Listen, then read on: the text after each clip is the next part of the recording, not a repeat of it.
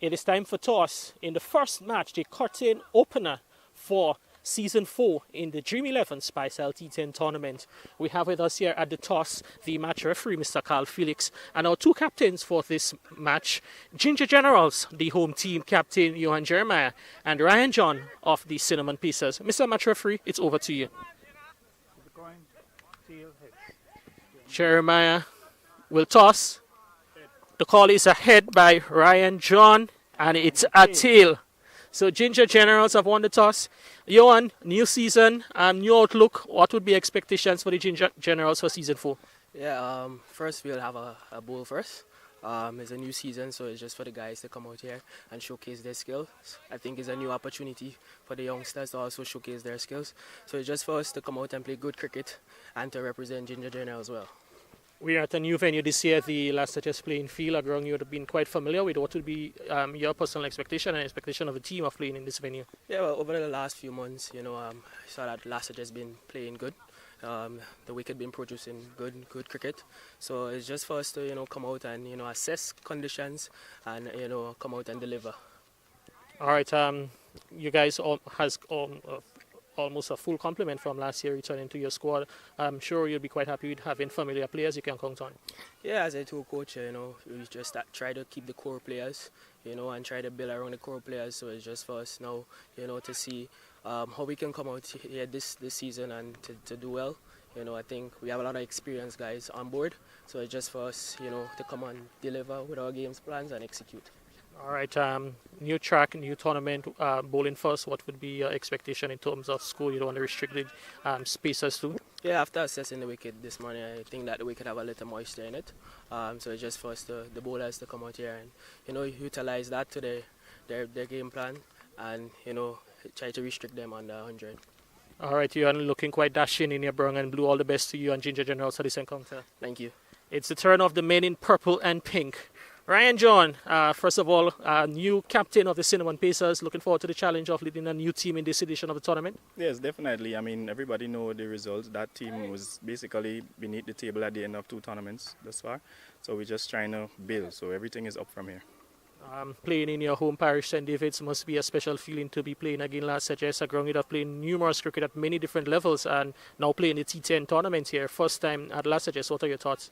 Yes, definitely. We have a saying that we use here, all dog bad in the yard. So I'm home, so I'm definitely confident. And hopefully at the end of the tournament we can lift the championship. Axe the bat first on this track. A fresh track. Cricket has not been played on it in the last few weeks. Axe bat first match in the tournament. What do you think would be a good total you guys would have to put up? I would say 110, 120. Obviously, it's a new track, as you said. We're not sure what to expect from it yet. If I won the toss, I would have bowled as well. So I would say 120 and back our bowlers to defend that. When you look at your squad, some quite interesting players. You have the overseas players in Kieran Kotoy, Junior Henry, local players, some quite talented ones. Yourself, Nikosi Sentile, Shondell Regis, Kurtz and Murray.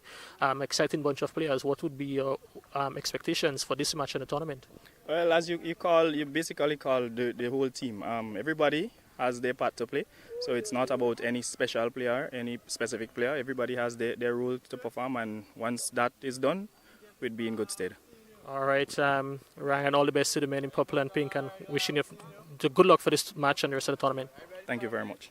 So that is the news from the middle. The first toss won by the Ginger Generals, and the captain, Johan Jeremiah, has asked his opposite skipper, Ryan John, to have first strike. Ginger Generals win the toss, and they will bowl first.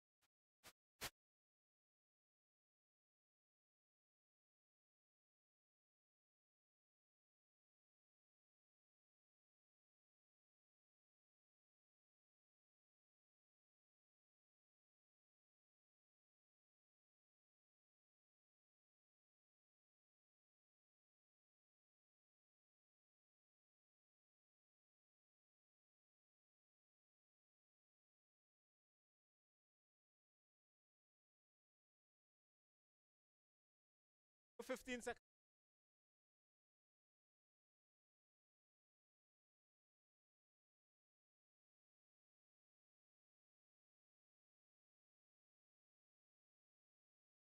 For my mic on.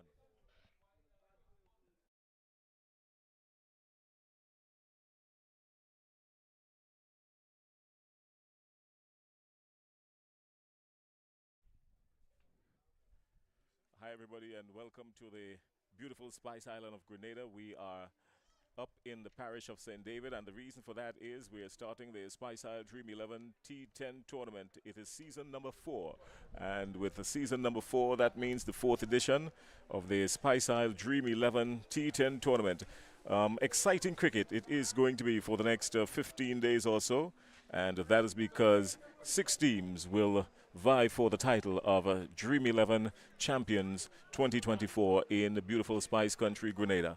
Our opening fixture this afternoon, will be between the Ginger Generals and the Cinnamon Pacers, and we're scheduled to get started in just about 3 minutes or so. So quickly, I'd let you know that my name is Jason Skeet, and with me is Clyde Rondell John. Clyde, good afternoon.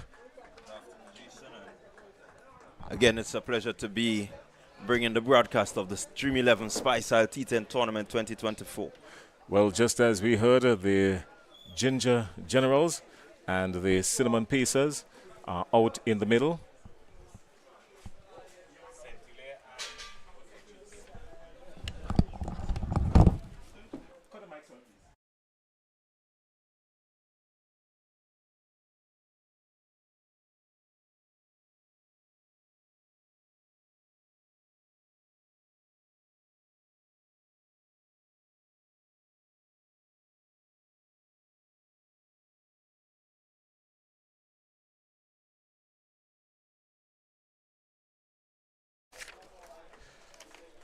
So the Ginger Generals are out there feeling. The Cinnamon Pacers are at the wicket. Quickly, I'd let you know that the Cinnamon Pacers, they've got a very good team this year. The captain and Junior Henry, the captain, of course, and the wicket-keeper.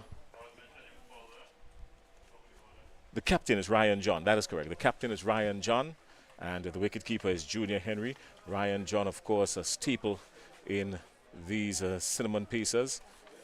And we're on the way. Clyde, what are your expectations for today from these Cinnamon Pacers? They've been here before. Well, we have a lot to look forward to in this edition.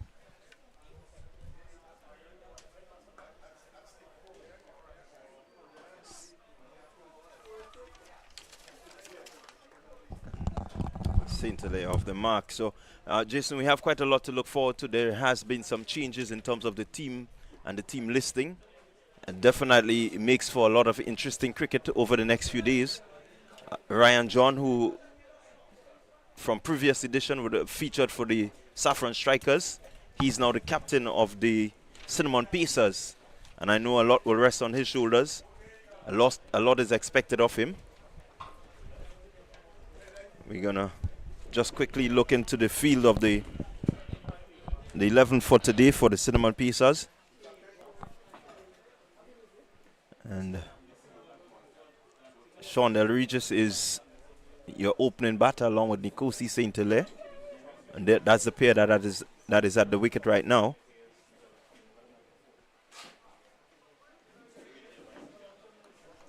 And just to run through quickly for you, Kieran Kotoy, Cyprian Forsyth, Dana George, Junior Henry, Ryan John the captain, Shaman Lewis, Cutson Murray, Jeron Noel, Narun Singh. That's your 11 for the Cinnamon Pacers. He just dabbing that one nicely.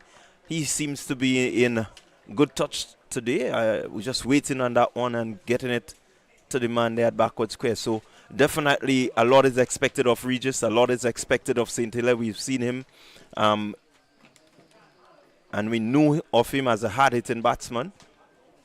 And definitely we look forward to see what he can produce.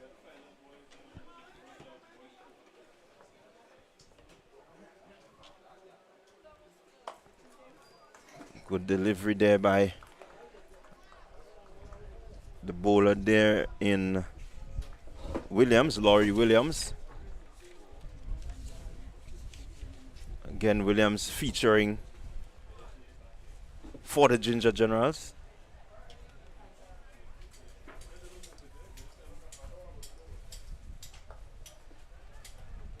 Again, coming through nicely, finding the gap. That one is running close to the boundary. A really good shot. He got on top of it and just guiding it past the two men there between the gully and the backward point, and picking up two easy runs. So the wicket is looking pretty good. Nice and hard. Still in the first over.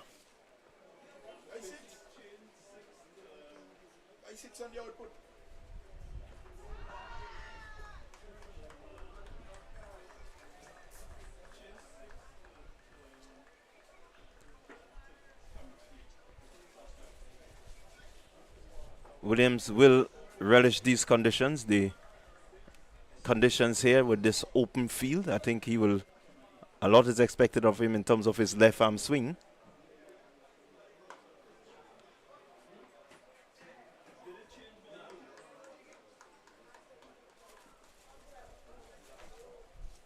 And that completes the first over.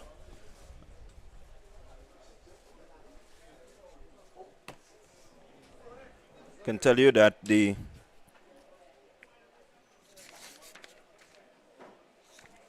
Ginger Generals, they're 11 for today. Gian Benjamin, the wicketkeeper. Davis Charles, Denroy Charles, Chi Duncan, John L. Eugene, Johan Jeremiah, the captain, Jarrell Jeremiah, the brother of the captain, Lyndon Lawrence, Jonathan Taylor, Laurie Williams, and Ronell Williams. That's your 11 for the Ginger Generals. Yeah, good afternoon, Ronell, and certainly a good day for cricket here at Las Vegas as we again commence another Dream 11 tournament, Spice Side tournament. Good condition for cricket, just a little bit on the gloomy side, but certainly no threat of rain.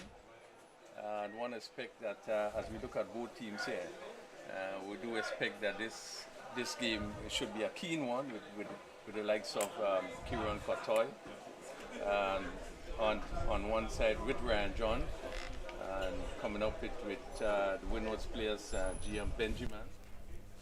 And certainly first over being bowled, nothing extraordinary from the wicket. It does seem as though the ball not seem to be coming on that much, but it does indicate that the wicket is going to probably dry up a bit more, and obviously with ball will come on a lot more as the game proceeds. Yeah, well, it's quite nice and hard. It's firm. You can see that from a number of the deliveries that has been bowled so far. What I've seen so far is that you can appreciate the bounce that the bowlers have generated so far. In terms of the pace, we look forward to see, how the quicker bowlers will go on. But a lot is expected.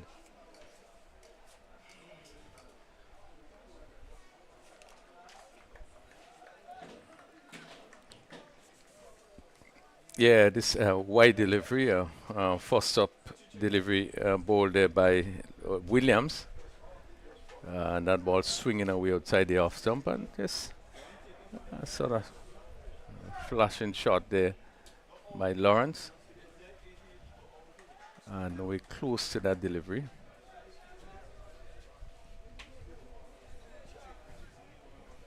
As we speak, the sun just come back out, really good condition for cricket. Yeah, again, just William just trained down the leg side, and again Lawrence, the attacking player, is looking to make use of anything slightly loose, and this one just crashing into the pads.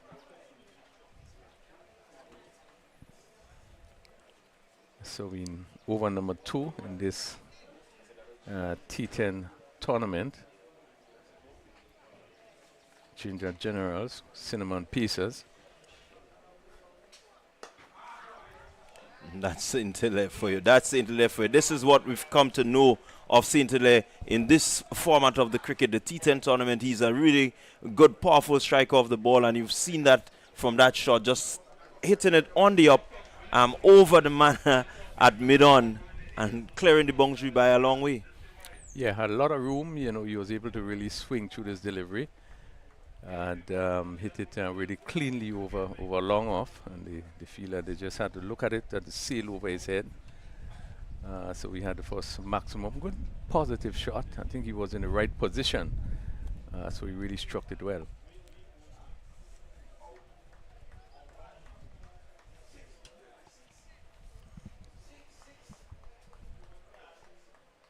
Williams will want to come back with a much better delivery. You do not want to get Nkosi St. Hilaire, you know, beginning to get momentum, because he can be very dangerous.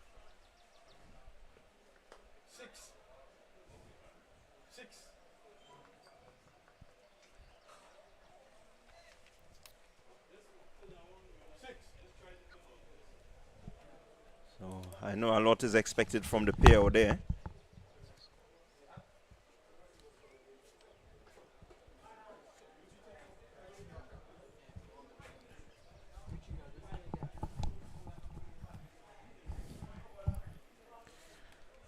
A good positive start by the pair. It's 15 without loss.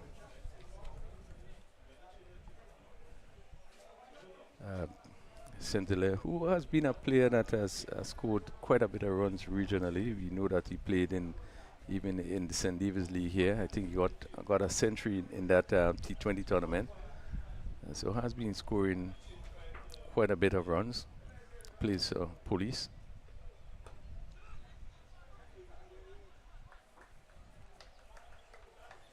Yeah, I like the approach of the batters so far, Regis and St. Hilaire. Regis just looking to get himself in as he took that one there. But as you rightly said, once you talk about T10 cricket, you talk about T20 cricket. Most Grenadians will know of Nkosi St. Hilaire as being a nice, firm striker of the cricket ball. Regis, his partner, likewise, has been known to be a really good, prolific batsman. And so a lot is expected of them here today. Good positive cricket, just turning over the strike.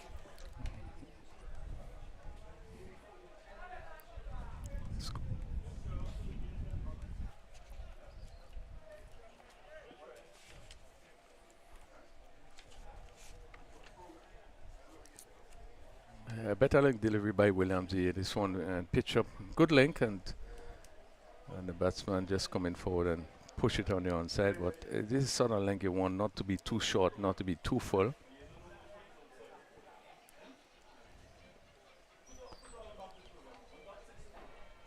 Yeah, again, just strain a bit, maybe trying to do a bit too much.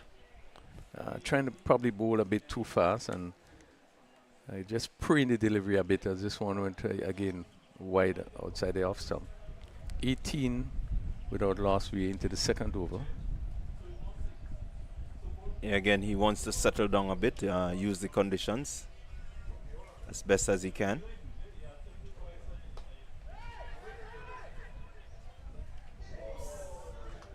Good, really good attempt there by the fielder out there, coming across from what would be a point out on the boundary and really making a valiant effort, getting one hand to it but couldn't hold on as Regis went after that one wide outside the stump. I must say the amount of ground that fielder made, if he came up with that catch, it really would have been outstanding. Yeah, it certainly was a good effort, and a ball that was hit down to a deep third man, squarish third man, the fielder on the boundary having to run to his right. But I think he picked it up late, and he did make a good effort to at least get a hand to it. But I think if he moved a bit earlier, he would have been in a good position to get both hands to it. But again, stopped the boundary. So it was a good effort by that fielder. We probably try to get at name of that fielder, that on the third man boundary there, just squarish. So the score moves at the end of that over to 19.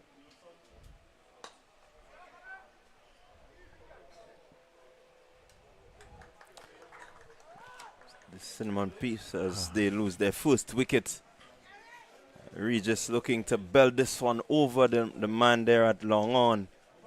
Getting a little too much under it and spooning it. A good catch by Captain Jeremiah running around. Ball was always traveling. Look at him pitched up, made some room. He got to it, really got it high. And Jeremiah, no mistakes, really made up some good yards, but was able to hold on and really get himself underneath that ball well. And so they lose their first wicket at the score of 19. Yeah, good catch by Jeremiah, having to move back and to his right. Got into really good position and was able to take that catch comfortably. Even though he took it comfortably, he had to move, so it was not that easy. But he really got into good position. Again, Regis there, probably looking to hit the ball too hard. I think he was nowhere close to the pitch of it. It was away from him, moving further away. And therefore, you really could not have get into that ideal position to clear the long off. And Regis been holding out there, being taken, caught by Jeremiah. The of Regis just going for 2 based on our score here, just going for 2, 19 for 1.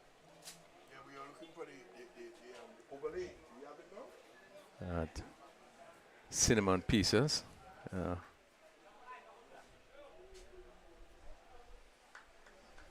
Having first strike.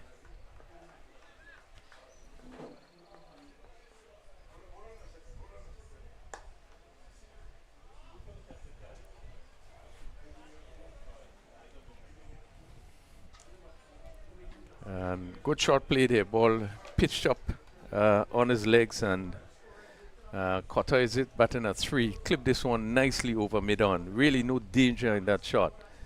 As he really got in a really good position and hit it over what would have been a wide mid-on. No danger, and that ball went down to the ropes for 4. So good positive start. Good start there by Kotoy, showing his class.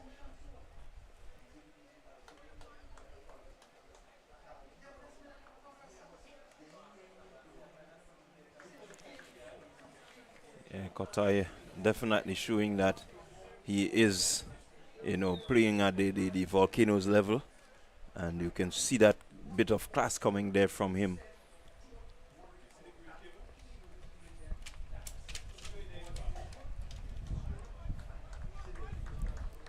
Yeah, we do expect Rondell, the players, as this one is being signaled wide, we expect that the players playing at that level, even this tournament, one would expect that they would, dominate in a sense, show the superiority, and therefore we expect to see these Windward Islands players, Volcano players, really performing well in this tournament.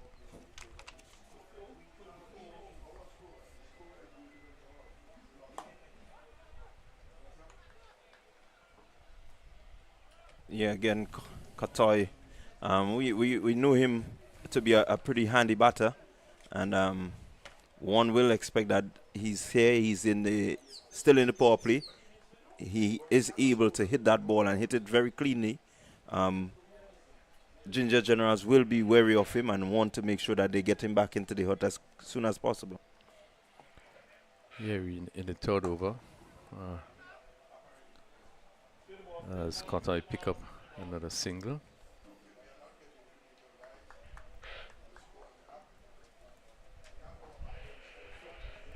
25 for 1. They will certainly want to build some sort of foundation. That's ginger cinnamon pieces.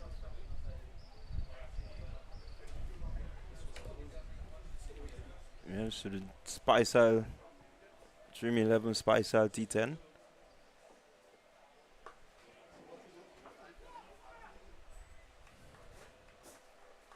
Coming to you from the picturesque ground of Lassages in St. David.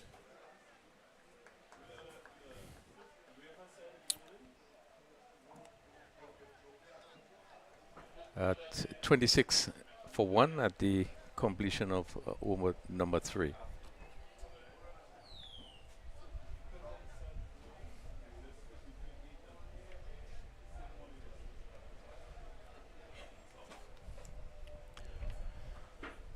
So 3 overs gone. Pretty steady rate so far. One will hope that with the likes of Ryan John and a number of key hitters in the lineup for the Cinnamon Pacers, they can get up to a pretty decent challenge in total. The wicket does look good. Yeah, you're right. Having a look at the wicket, it is look pretty hard. One still expect that as the game go on, the ball going to come off a bit more, but it really look in good condition. I think it's should be even for both sides.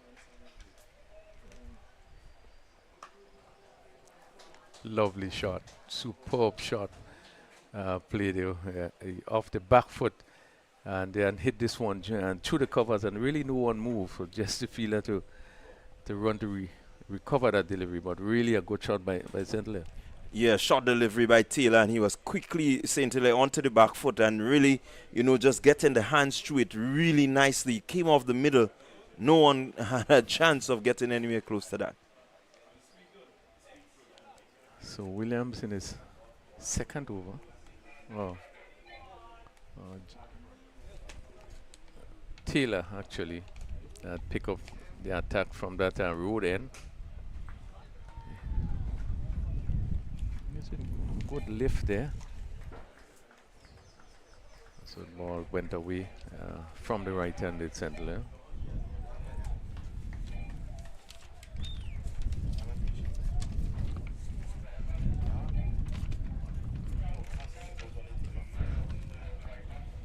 We can just hear the breeze just coming in from behind us in our mic.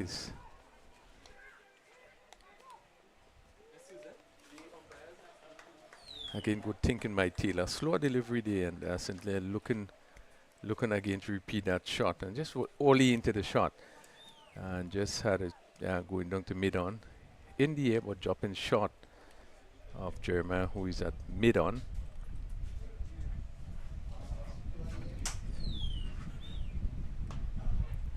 A lovely shot once again. Short, really giving the treatment.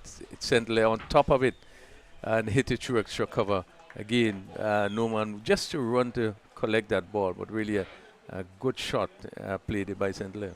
Yeah, again, shot delivery from Taylor, and St. Hilaire really pouncing on this one. It shot enough, it sat up, and it got the full treatment. Not a boundary. Yeah, just an indication of how good the pitch is playing. You can play through the line. Just missed that there. Return catch dropped by Taylor. And as we look at the replay, we see he almost had it there, second attempt, and not been able to hold on. This would have been brilliant. I can tell you, it would have been a really outstanding. He fired it up, but unable to really get to that rebound. Had he hold on to that, that would have been really outstanding. Yeah, ball hit struck firmly. I think he did the right thing for pushing it up. Just couldn't get his hands to it. So live for St. Hilaire.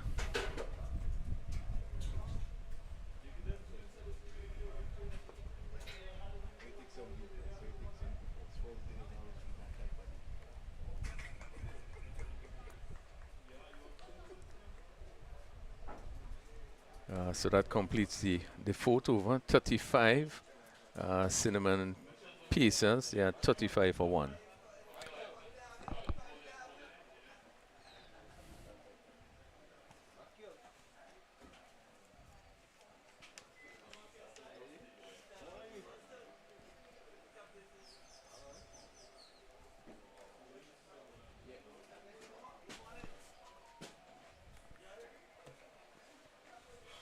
Yeah, after the fourth over, 35 for 1.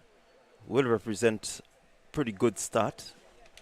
You want to make sure that from here, it's only 10 overs. You want to get, a few of your batters who can rotate the strike and still give you that power hitting addition to be at the wicket now. And I think this is who you have in terms of Kotoy and St. Hilaire. So from here, we can, I think, be looking at a total maybe over the 100. Yes, certainly. I would think that they would be looking at least 130. We look at the way the wicket is playing. We look at the speed of the outfield. Certainly, you just need to make sure that you hold your wicket maybe up to 8 overs, 8 over, and then you start to really push on. But you want to know you have wicket in hand.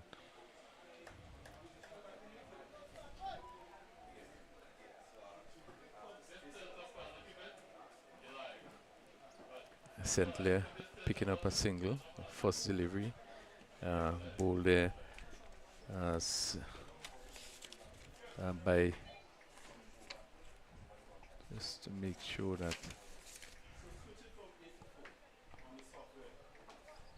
John L. Eugene, first delivery. Eugene from St. Lucia, young talented player. And he's going to bowl to the left-handed Kotoy from St. Vincent. So we have our partners, our Windwards players with us.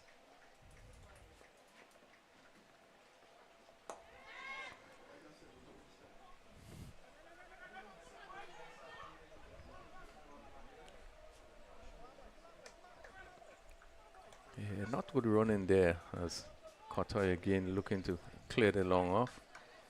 Not timing. Ball hitting high up on the bat. And just seemed to have jogged a single. Yeah, I think they needed to be a bit more business-like on that one.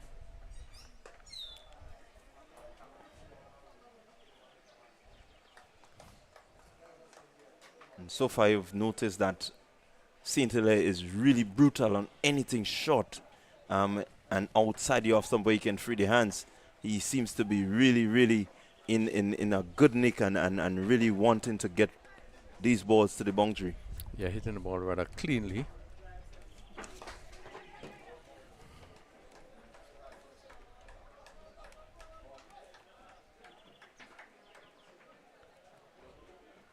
Kotoy pick it up another single. Let me 39 for 1 and into the 5th over.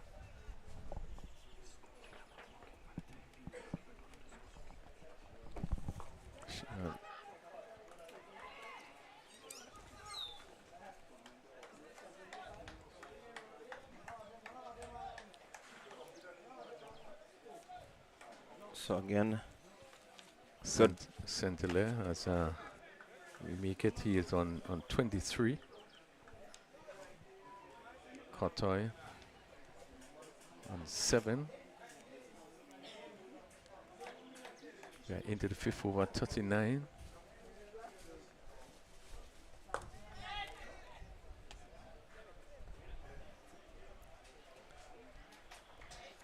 Short delivery hit. A hit back, straight back over the bowler's head.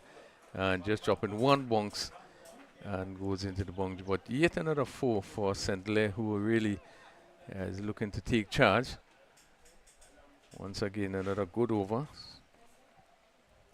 43 as we end over number 5. St. Hilaire is on 27.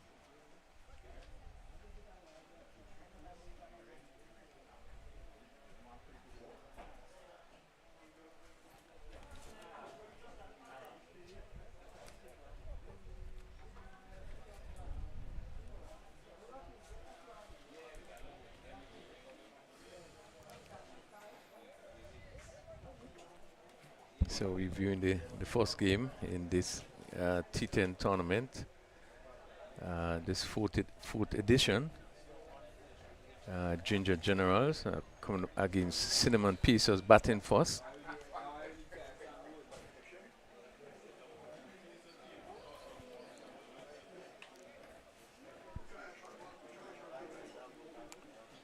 Yeah, so it's at the halfway mark. We have 5 overs completed in this one. That's 43 for 1, the total, as we gonna see that I make it Denroy Charles into the attack.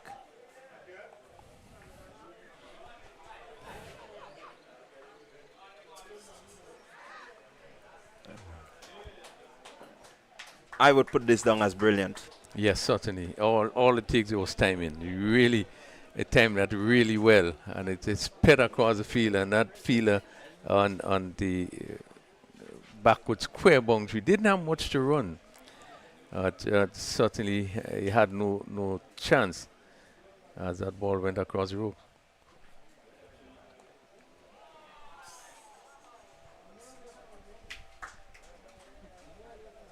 So another boundary there by Kotoy. Kotoy really taking a liking to Denroy Charles in this first 2 deliveries. Getting one just short, and he just got inside of it and lifted it for 6 over the I would make it backward square region. A really good shot there by Kotoy. Yeah, Charles just trained a bit down the leg side, and he swept it, swung, and hit it cleanly over the backward square for 6. So he has picked up 10 runs in 2 deliveries. And I think they would really be looking now to push on from here.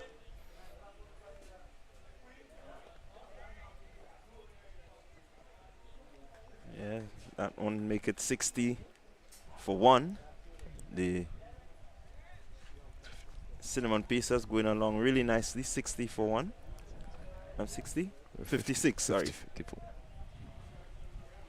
So we just verify that total score.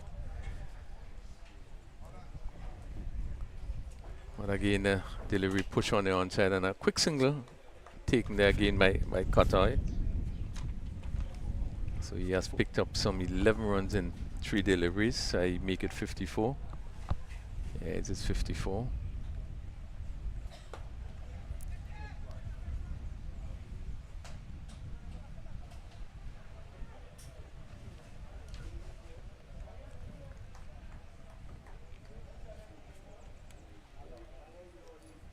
That's 2 more to Centelea. Again, ball pitched up and hit down to the wide long off.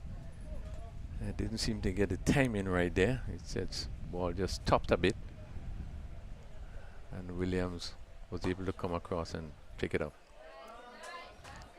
This one clear long on again. Again, hitting this one on the up as he hit it from just outside the off stump. But I think he really got good bat onto this one and was able to clear long one for another maximum. Once again, Centelea hitting another 6. Yeah. So quite a good overs in this over for the Pacers.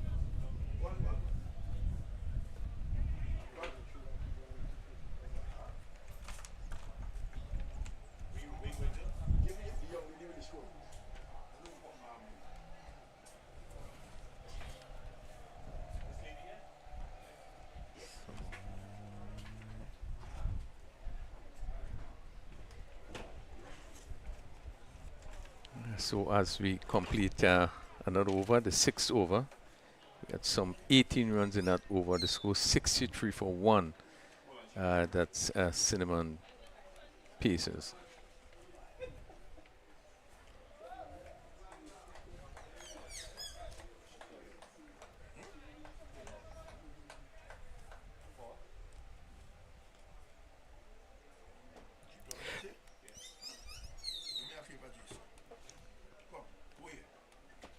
So Eugene is going to bowl his 2nd over.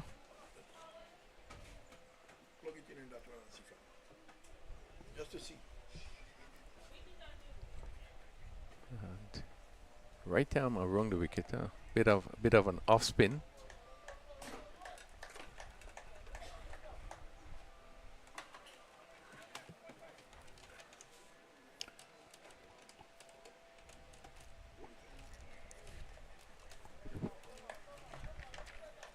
So the score moving on to 64 for 1. Another 3 overs remain after this, so it's going to be interesting to see where the Cinnamon Pacers end.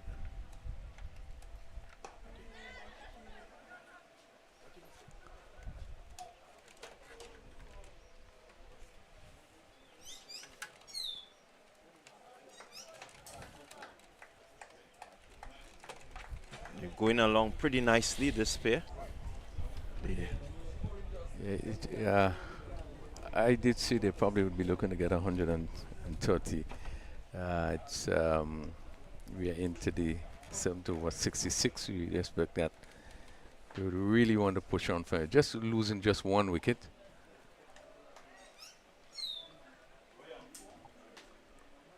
Eugene in this over. Just 3 runs so far in the over. What you notice Eugene is doing is that he's trying to slow the pace of the deliveries, hoping that it will bounce and turn as we've just seen there. I think this is the key on this wicket. The surface is so good.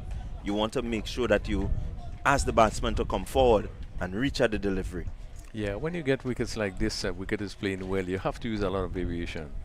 And sometimes you have to allow the batsman to look up to think. And this is what he's doing. Actually slowing. It also gives an opportunity for the ball to probably bounce and to probably to turn. This and another one we see Kotai trying to reverse sweep, but we have been a pretty good over so far, making no contact. 65 for 1.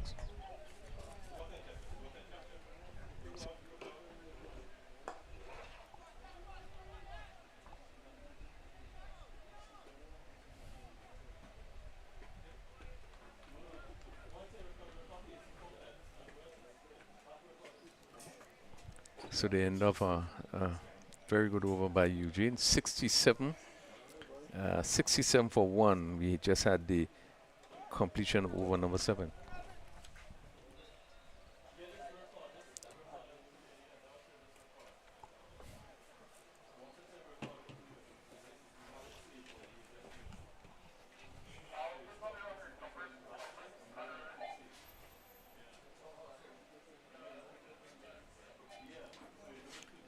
Yeah, so 67 for 1, 7 overs gone. I think this represents a decent start. You now want to capitalize. It's the back end, the last 3 overs of the game.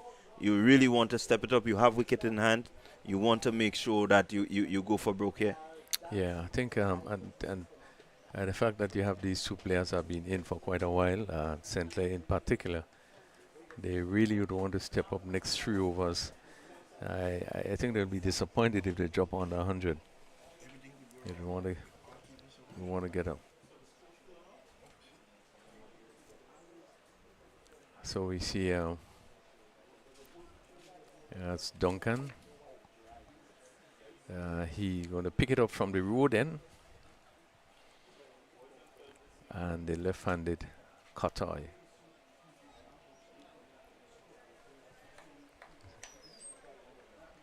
I make it Kotai on 20.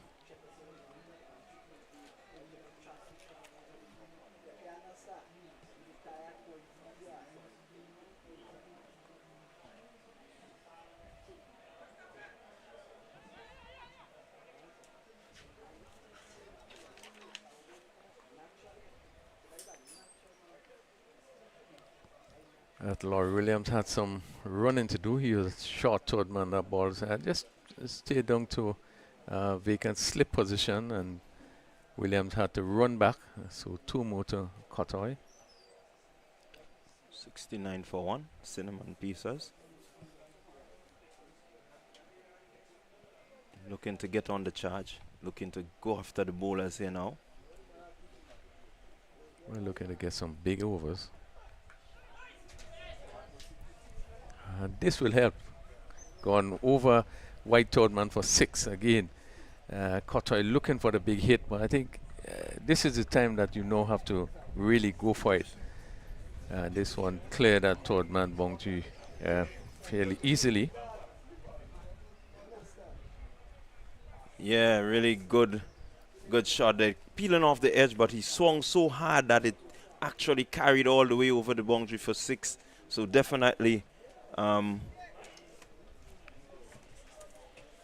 yeah, this one again, given the room outside the off some to swing, and obviously coming off the edge, you know, he just flew over third man, and this one again goes high in the air and goes over that extra cover for another 6. Again, delivery pitched up, and Cotter in this mood,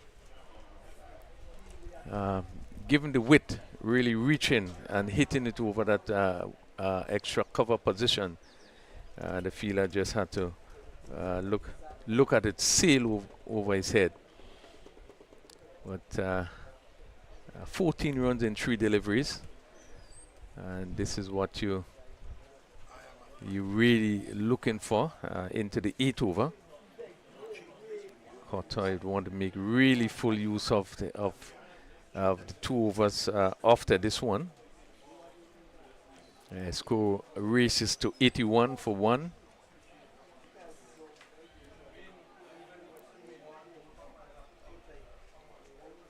Cotter picking up just 14 runs in the first 3 deliveries. So they still seem to be on target for maybe, I see 130, maybe 120. There are 3 more deliveries in this over. And you probably just have to change that ball. I just seem to go over the fencing, which is a big hit.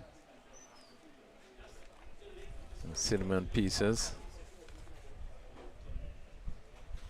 They will want to really start off in a winning way. They're 81 for 1.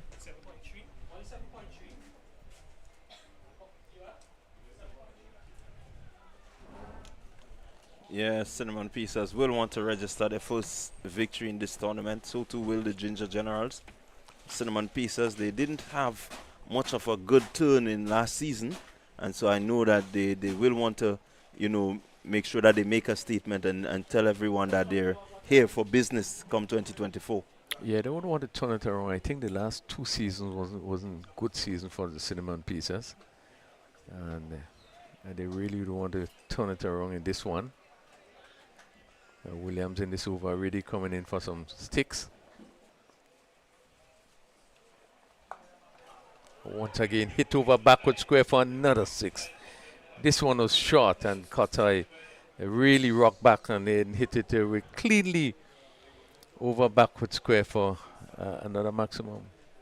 Yeah, Cotter really taken to this short deliveries from Duncan. Duncan, I think he needs to recognize that the bowlers that came before, when they pitch it up, they got the better result. So far, he's pitching short, and Cotter is just loving it.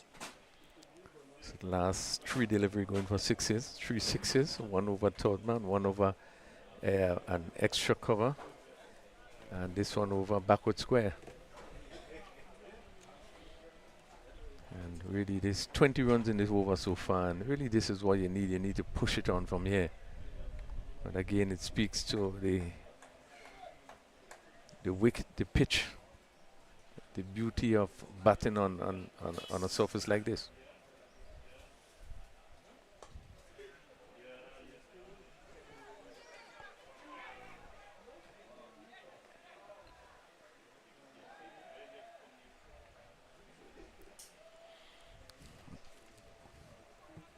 Cotter pick up 2 more as this one is played to deep mid wicket.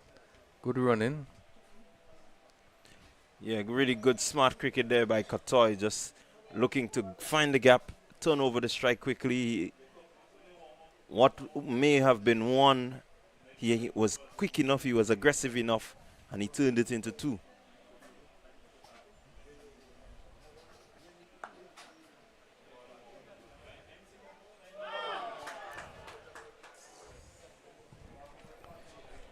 This one goes again for another 6. I didn't get hold of this one, but as we look at the replay here, and the fielder coming around just comes off his hands and goes over the rope for another 6. And with really Cotter really pressing on. It's a very expensive over. I make it some 28 runs score in the over.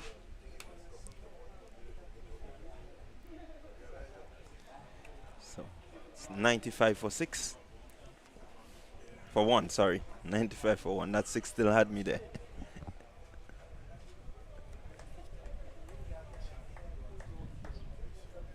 One would expect catch like that in this format of the tournament, this type. You know, you practice catching these on the boundary. You know, even if you cannot catch it, but at least you try to get it back in and save the 6 runs. Yeah, and he got both hands to it. You know, one it should have been held. That's Taylor who was in that position.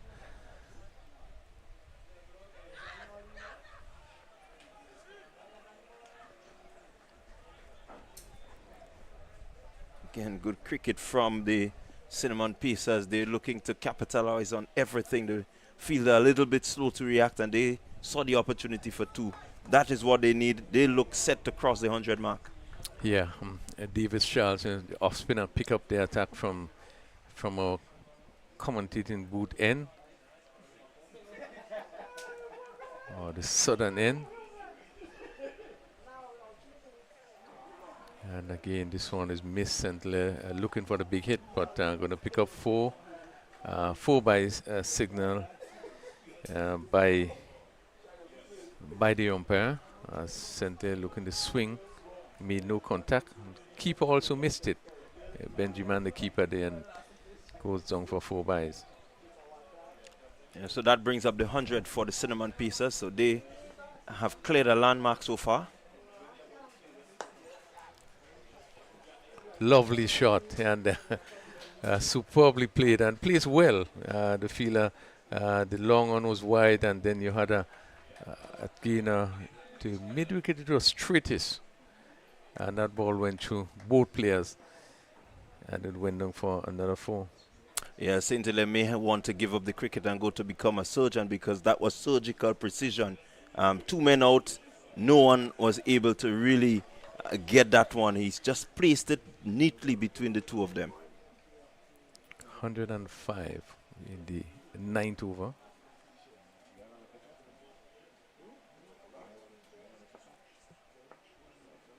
As you see, Eugene is pushed right back on the long on boundary.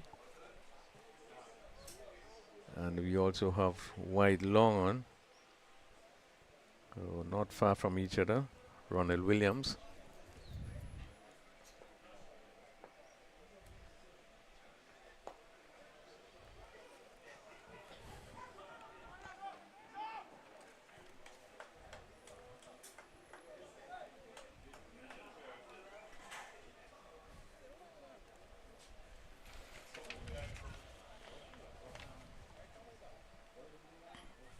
Ginger Generals will want to ensure that they finish well. They started pretty decently, but this onslaught from Katoy and St. Hilaire has really put them on the back foot. They will want to, you know, at least come back, maybe get a couple quick wickets.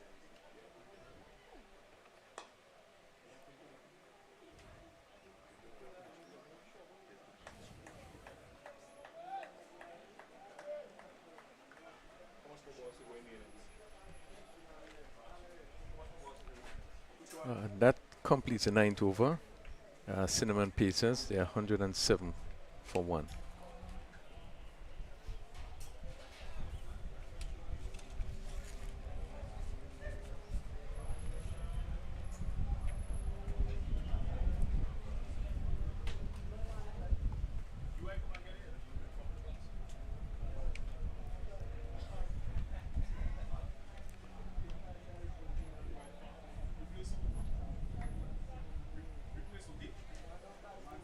Just a cooling breeze around there, just coming across the field, making it really comfortable for the players and all involved. You probably can hear it in our microphones. Really good condition. I said before, no threat of rain, but you can feel very comfortable on the field, even though the sun is hot. But cooling breeze as we look at the flags. just a run.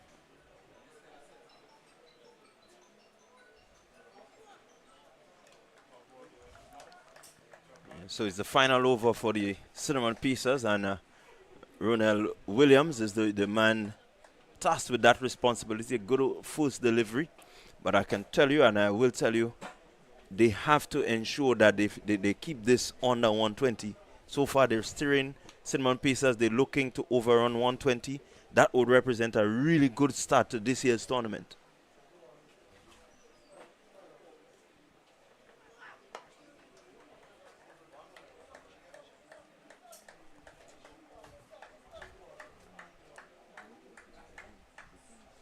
And you would have seen, even in this final over, and you look at Williams, he's coming in and you could see there's a lot more focus and concentration. He's looking to pitch the ball right up. So it only gives the batsman, really one chance.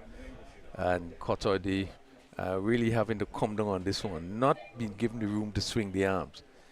So you could see he's really thinking, the first two delivery that he bowled there, really thinking and trying to keep it straight and right up. Now he's now going to come in to the right-handed St. So let's see if he can maintain that focus and that concentration as we look to close out this final over. Yeah. Really good thinking, sensible bowling. A slower delivery, pitch right up. St. made no contact. Has been a good over so far. Yeah, really good over. Kudos to Williams using a bit of variation, looking to make sure that the batsman can't really get a piece as to what he's doing. And so far, he has done really excellently well with his first three deliveries.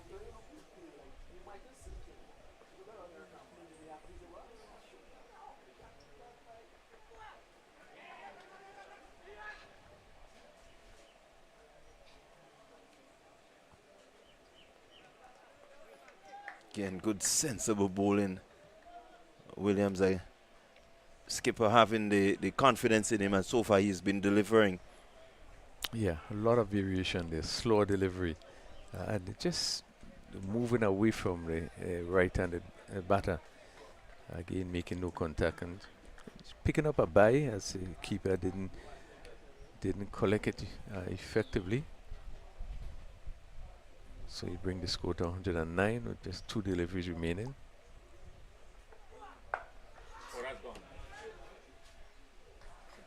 Straight down to the mid-wicket. And again, a really good bowling by Williams. Ball right up.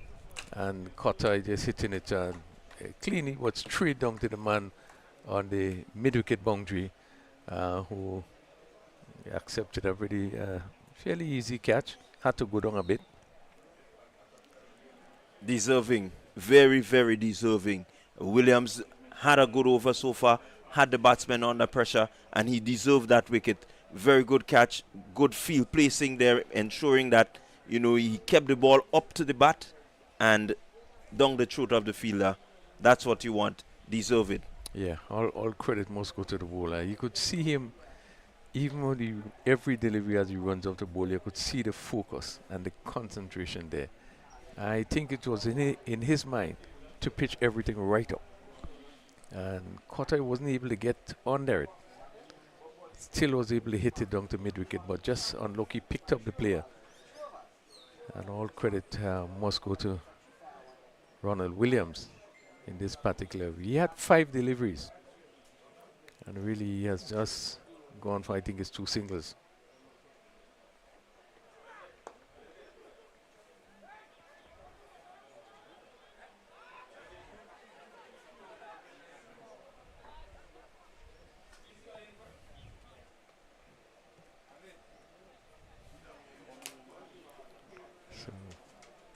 That completes the inning. Ryan John pick up 2 runs in the only delivery phase, and we make it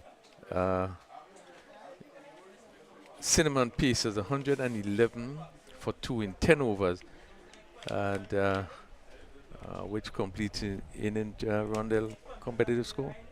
Yeah, I think it's a pretty good, decent start to the T20. the Spice Isle Dream 11 T20 tournament here at La Sagesse in St. David's. 111 represents a pretty decent score. You will want to make sure that you defend a total like this.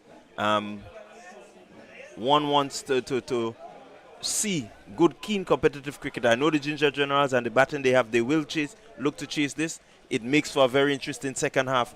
Who will be able to hold enough? Can the Cinnamon Pacers defend it? Can the Ginger Generals get to that target? We will wait to see. Yeah, just to quickly go through, 111 for 2. St. Clair, 2 batted through the inning, 41 not out. And we had Cotoy coming in and score 47. John not out, 211 for the loss of 2 wickets. And we will await the reply from Ginger Generals. We expect it to be really a keen contest, as they look to reply to the 111 being scored. Yeah, we can look forward to it. I know the batting lineup of the Ginger Generals, they have a dangerous batting lineup. Cinnamon Pacers will want to get the likes of Lyndon Lawrence as early as they can. He is a no-nonsense player. Definitely you want to get the Charles brothers out. They can hit the ball. John L. Eugene, Johan Jeremiah represents a really formidable batting lineup that the Cinnamon Pacers has to come up against. But I think the quality and the overall mannerism in which they bring to the field will determine how well they defend. Okay, so join us in probably just about the next 5 minutes as we prepare for the reply of Ginger Journals.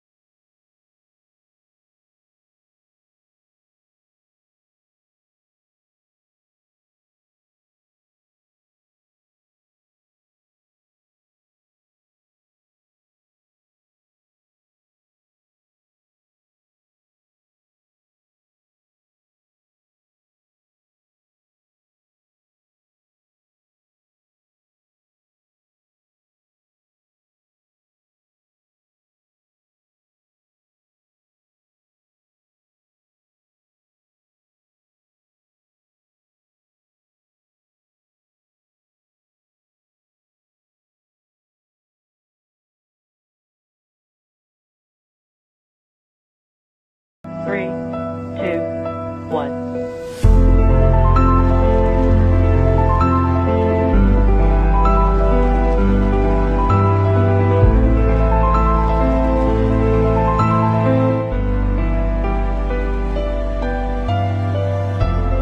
Liftoff. Crew is in orbit, traveling at nearly 17,000 miles an hour.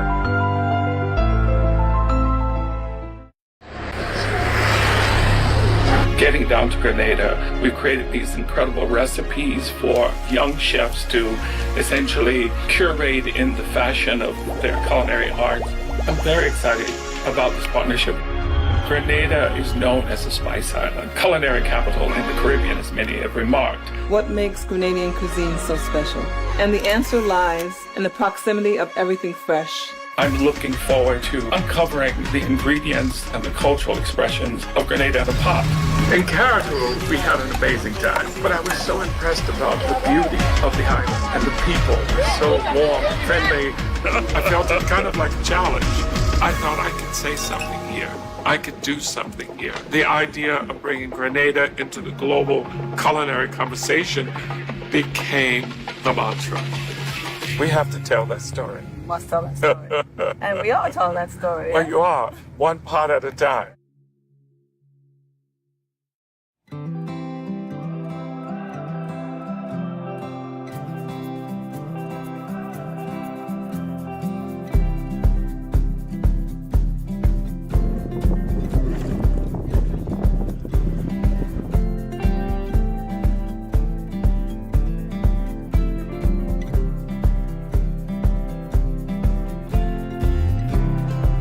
Something for everyone. 3, 2, 1.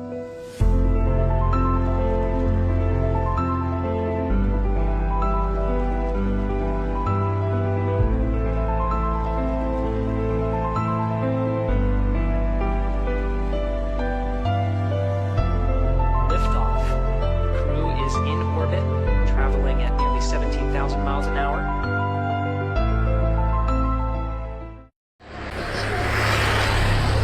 Getting down to Grenada, we've created these incredible recipes for young chefs to essentially curate in the fashion of their culinary art. I'm very excited about this partnership.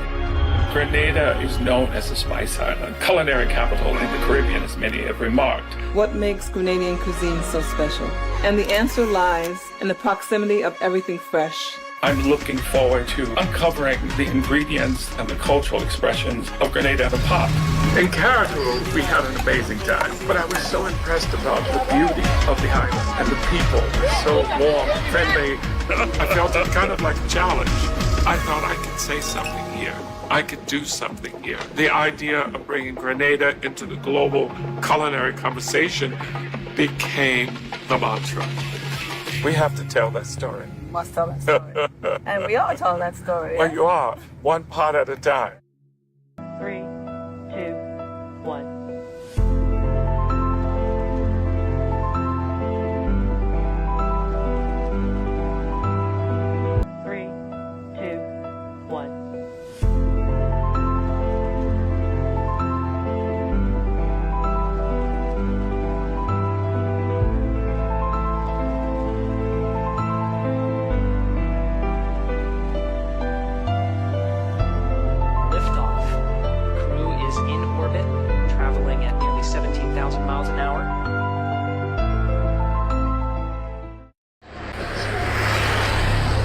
Getting down to Grenada, we've created these incredible recipes for young chefs to essentially curate in the fashion of their culinary art.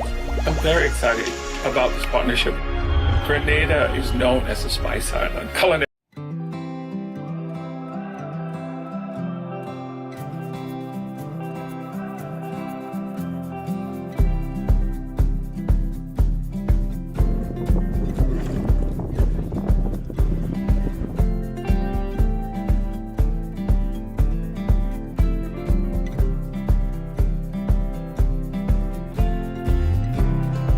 Something for everyone. Getting down to Grenada, we've created these incredible recipes for young chefs to essentially curate in the fashion of their culinary art. I'm very excited about this partnership. Grenada is known as the Spice Island, culinary capital in the Caribbean, as many have remarked. What makes Grenadian cuisine so special?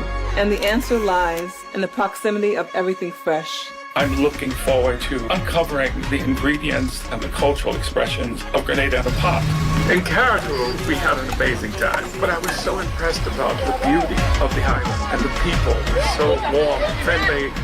I felt it kind of like a challenge. I thought I could say something here. I could do something here. The idea of bringing Grenada into the global culinary conversation became the mantra. We have to tell that story. Must tell that story. And we are telling that story. Well, you are, one pot at a time. 3, 2, 1.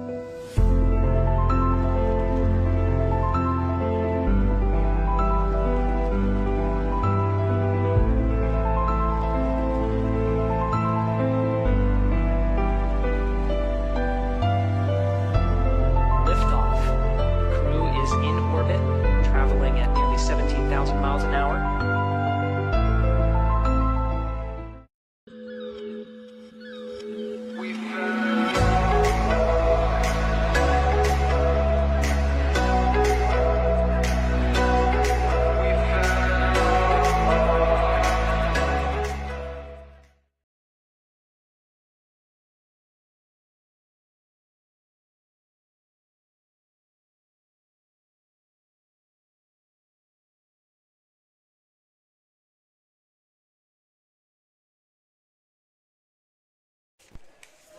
All right, everybody. Well, we're back here at the Lasajet's playing field, and that means that we're ready for the reply between these two fantastic teams in match one of the Spice Isle Dream 11 T10 tournament. The Ginger Generals and the Cinnamon Pacers. Well, what we've had earlier on this afternoon, I could tell you that match 1 started with the Cinnamon Pacers taking to the wicket, and well, it was an explosive innings, especially from Kieran Katoy. He was on fire, and also Nkosi St. Hilaire. Those two batsmen really took it to the bowlers this afternoon in match 1. Rafael Crony, give me your impression quickly about what you saw in the very first innings. Yes, certainly. I think that was a feature of that first game in terms of the batting of St. Hilaire, who went on to score. Just to confirm, his score I think it's 47. And then we had Katoy, who did play a pretty good inning. Having hit 3 sixes in succession, he went on to actually get 50, went on to 51. And I think that partnership really would have put the Cinnamon Pacers in a position to get over 100 runs. I do believe that it is competitive, but these two players would have played very well. All right, well, Duncan, of course, was the bowler who was punished the most from his one over. His only over went for 28 runs, so he was pillaged and plundered, really, by these batsmen outside there, going for 28. Now, that in itself is that was horrible. But I even noticed that some of in the bowling, particularly for the Ginger Generals, many a times they were dropping the ball too short and giving the batsmen enough time to move their feet, chip and use their arms and be explosive. So a lot of the runs that went to the boundary, a lot of the 6 hitting and some of the clean hitting 4s, credit to the batsmen. That, of course, could have been curtailed a little bit by just bringing the ball up in the right areas and looking for some movement from the atmosphere. What are your thoughts? You're certainly right. I think the focus was basically on trying to bowl fast, especially at the beginning of the game. The focus was trying to come on to bowl fast and to try to see what you can get from the wicket, where you really should be focusing on length and line and trying to keep things tight. We didn't see that, with the exception of the last over bowled by Williams, Ronald Williams. I think that probably was the best over in the match, in that he came in, you could see the focus, trying to keep it right up, not giving the batsman room to swing their arms. And I thought that he bowled a very good last over. I think it just probably went for about 3 runs and picked up the wicket in the process. Yeah, well, he had a very good spell because his 2 overs went for 15 runs, picking up 2 wickets. And out of those 2 overs, 5 dot balls at a strike rate of just about 14 runs and over. That in itself is really good in this short format of the game. We're getting ready for the reply from the Ginger Generals. The Ginger Generals, as we know, on paper, very explosive, could be very dangerous, something to watch for. I could tell you that when these 2 teams played in the tournament last year, it was a win for the Cinnamon Pacers. The Cinnamon Pacers won by 21 runs when these 2 teams met in last year's tournament. Now, the structure of the teams are slightly different because there are more players coming in, some going out, so there's been a bit of shuffling. But on paper now, the Cinnamon Pacers represents a different team, and more so the Ginger Generals, who have to respond here. All right, so we're getting ready for the first ball of this innings. And immediately there's some excitement and a wide going down. And the bowler there, Lewis, of course, coming in with his first delivery. Just 1 wide, so with a total of 111, 112 needed. It is gettable, your thoughts? It is gettable. As I say, I expect the wicket to come on a bit more, which is shot making should be a lot easier. Again, Lewis, obviously you'd be looking for pace, first delivery. Down the leg side, but you can see the lift there. As the left-handed Jeremiah, let's see, that's Lawrence and Benjamin. And Jeremiah, it is that. Well, he's getting this one just fine, swinging and getting this one just fine down to the boundary. So the very first boundary of the innings comes up for the Ginger Generals, and they're on chase, looking for 112 and getting some thin edge. No chance for the wicketkeeper there at all. It was more short than anything else. And into the Stone Hill boundary board for 4. Yeah, Lewis, again, just trained down the leg side. And Jeremiah getting some bat on this one. Just to the right of the keeper. And picking up the first boundary. Shamron Lewis. He's a tall man. He's going to be penalized by the umpire, surely. He's a tall man, and with his physical built, I'm quite sure that a lot of his consideration into this team would have depended on his physical structure and his ability to bring the ball up. His turnover speed and his arm could be a little fast, I believe, Crony. Yes, and he's experienced in that he would have played at the highest level for the West Indies. And one of the toes. This one is being left outside the off stump. Good thinking. He's very watchful.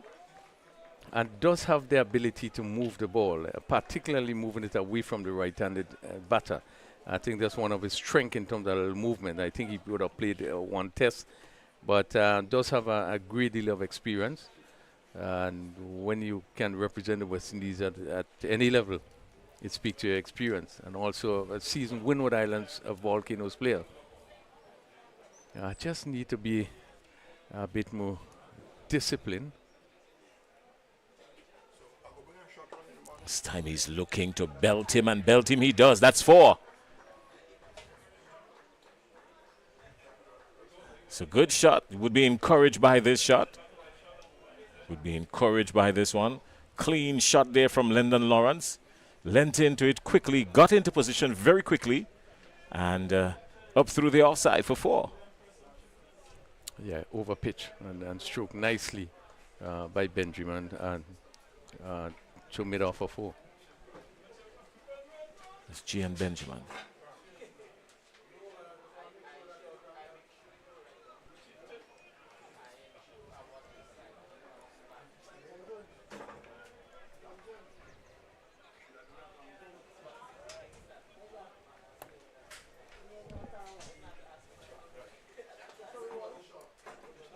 So the Lassiter just playing field, of course, not a massive ground by any stretch of the imagination. It's a very intimate settings, and a lot of the spectators that will come in, some spectators are coming in already, but a lot of the spectators that would come in would be very close within around our region. This time he's going with him. Surely this one has taken some height to it, and it just about clears the boundary, and that's all the way. That's the maximum. 6 runs. A superb shot there by Jeremiah. Ball again, shortish in length. Again, looking for pace there, and Jeremiah was quickly into position and hit that sweetly over mid wicket. What a tremendous shot played by Jeremiah. Oh, he's gonna have to do some recalculating now, because Johan Jeremiah is clearly in a good mood. Shamron Lewis in his second over. He has to be very watchful here now.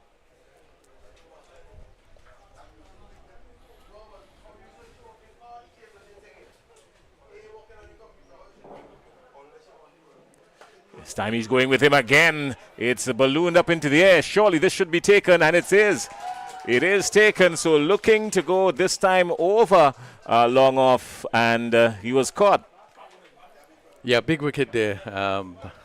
Jeremiah looking again to clear that offside field, and really didn't get hold of it. It seemed as though it probably was a slow ball pulled there by Lewis, which was really good thinking. And the player just having to come around there. I think it was Katoy coming around there and really take a good catch.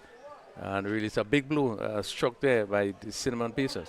Yeah, well, Shamron Lewis would be very fortunate with this one, because it was the kind of delivery that really should have sailed away. But I think you're correct in saying that he may have just tricked the batsman a little bit by taking a little bit of pace off. So the batsman was into the shot a little bit too early, and it ballooned, and he has been rewarded. In comes Gian Benjamin.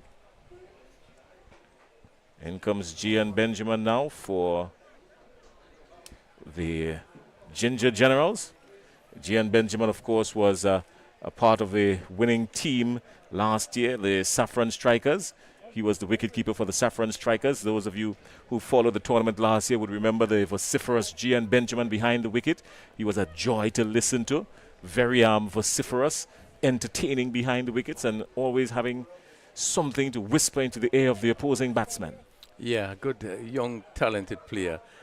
Didn't keep at his best, I think, in and when the Cinnamon Ginger Journals fielded.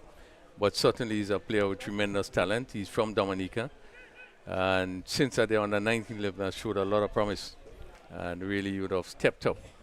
I don't want to expect, to see him bat outside. He's really nippy in terms of playing shots. Good afternoon to our friends in Dominica, members of the Dominica Cricket Association, who is friends of the Grenada Cricket Association, all making a part of the Windward Islands.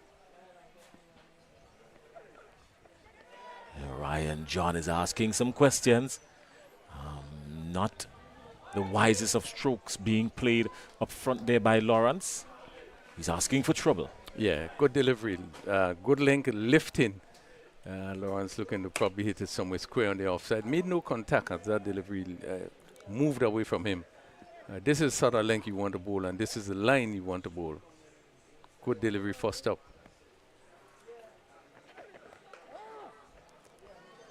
Again, Lawrence deceived for pace. Ryan John bowling with an upright seam, looking for some movement of this turf. This turf has been known primarily as a good batting wicket, Raphael Crony. You played a lot of cricket here, haven't you? Yes, certainly it's a wicket you would always want to bat on. It's really a good wicket, and we have seen it. It appears it out of Rush Lawrence. Not very much foot movement from Lawrence. I think he's not coming across the approved manner, the textbook manner would say back and then across and get into position, but he's just moving the front foot and leaving the back foot planted. As a result of that, I think he's opening up the middle and off stump, and Ryan John has known to bowl some good Yorkers. He's from St. David's. He's from this is his home ground, so to speak. Yes, actually this is home ground. I think what Lawrence is doing is setting himself up for the shorter deliveries. So he's not moving too much, just waiting for the shorter delivery. Again, they squeeze a single, but if we were to go back to the replay of the final delivery in that over, we would see that his back foot is not moving, and he's just coming forward, and that's a dangerous thing to do. It's a dangerous thing to do, especially in the shorter version of the game when the bowlers would experiment a whole lot more. The faster one, the slower one. We'll get a chance to look at it. But Gian Benjamin is going to take strike now. The diminutive stature. Gian Benjamin, left-handed batsman from Dominica. Yeah, very attractive player he is. Oh, and immediately, some sign of discomfort there from Ryan John. Captain Ryan John to wicketkeeper, Gian Benjamin of the opposing team. Ryan John has played some very good cricket around the region.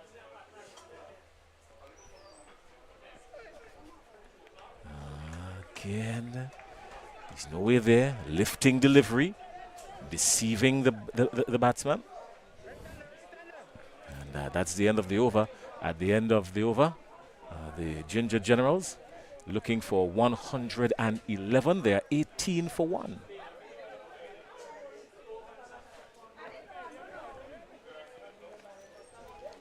Intimate settings here, Crony, as we spoke about. A lot of because of intimate meaning, you're going to hear a lot of chatter, folks. You're going to hear a lot of chatter coming from our commentary booth area simply because the ground is small, the settings is very intimate, and the folks in this region, they love cricket with a passion.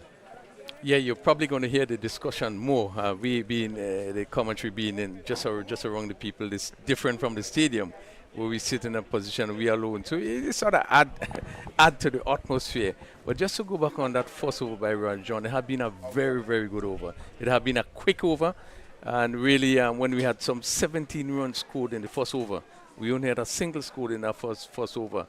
And coming up with against players like Lyndon Lawrence really has been a really good and quick over.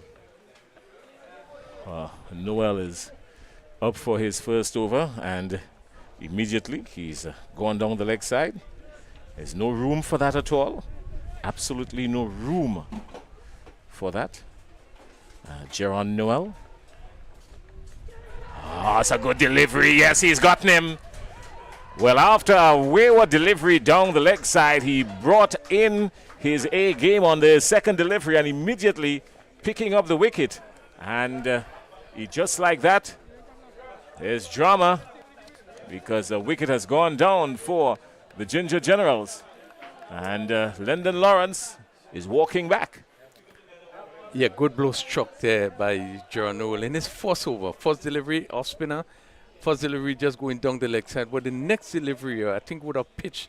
And Lawrence would have been looking for the off spinner. That one went straight on and just took the edge and picked up by the keeper. Another important blow struck.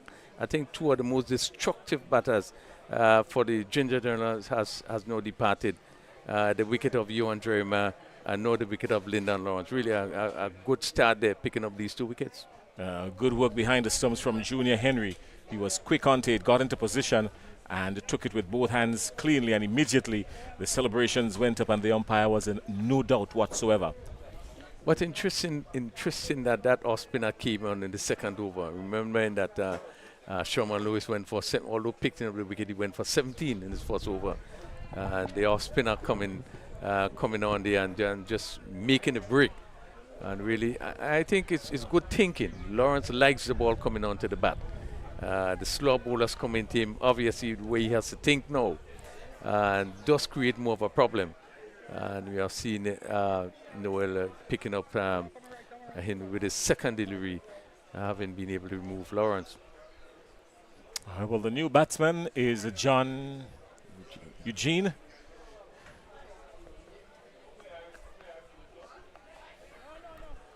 And Eugene is always a textbook correct player. And the evidence was right there from the very first delivery he faced from Jaron Noel.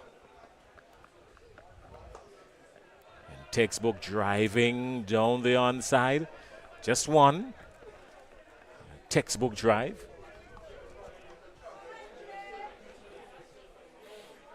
So we've seen Eugene from St. Lucia. So we have seen players Dominica, St. Vincent and St. Lucia all here. So we know the islands players coming together and they would know each other quite well. Officially again from Gian Benjamin. Another one to the single. Kieran Katoy has been a very busy man. He's been a busy man all day. So George, that is Dana George, sorry. Been a busy man out in the onside.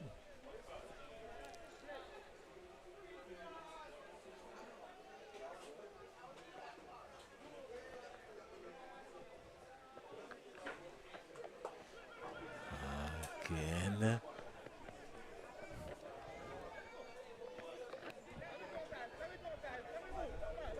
Just another one. That brings up the end of the over, 22 for 2. 22 for 2, the Ginger Generals in search of 112. They're 90 runs out. And the end of the third over. They've got 7 overs to get 90 runs. That is going to require something explosive.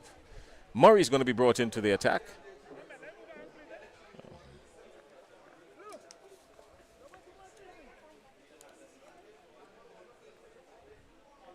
So first over by Jaron Noel has been a good one, keeping things very tight and actually picking up a very important wicket in that over. Again, just few runs coming off his first over, just 4 runs. So keeping the pressure on. Coming off a 17 in the first over, next 2 overs, just going for 5. So just pulling it back a bit. Kirsten Murray comes and Kirsten Murray goes and the batsman goes with him. He is departed for 4. Yeah, lovely shot there by Eugene. He really crushed that. Short to short side the off stump and the backward point, the having to dive to his right, and that's Katoy. They had no chance. Good positive shot by Eugene. I remember at the start of his innings we told you to look out because he is a technically sound player, this St. Lucian. Technically sound with the bat. Oh, it started to feel a little bit nice. It was enticing. It was just thereabout. Just lifting lifting about the corridor of uncertainty upstairs a little bit, Crony. Yeah, and Cotson Murray just come off there on the 19 team, represented the win. Was a young player. He also from St. Dave, so this is like his backyard, his home ground. Really good to see him really stepping up now to be playing in this league. Has really moved up. And he's one of our bright future.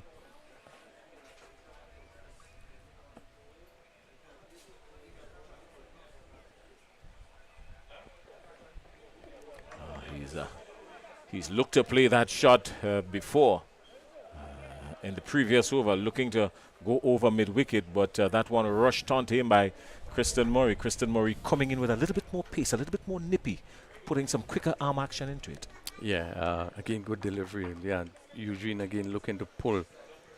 This one really rushed him as he made no contact.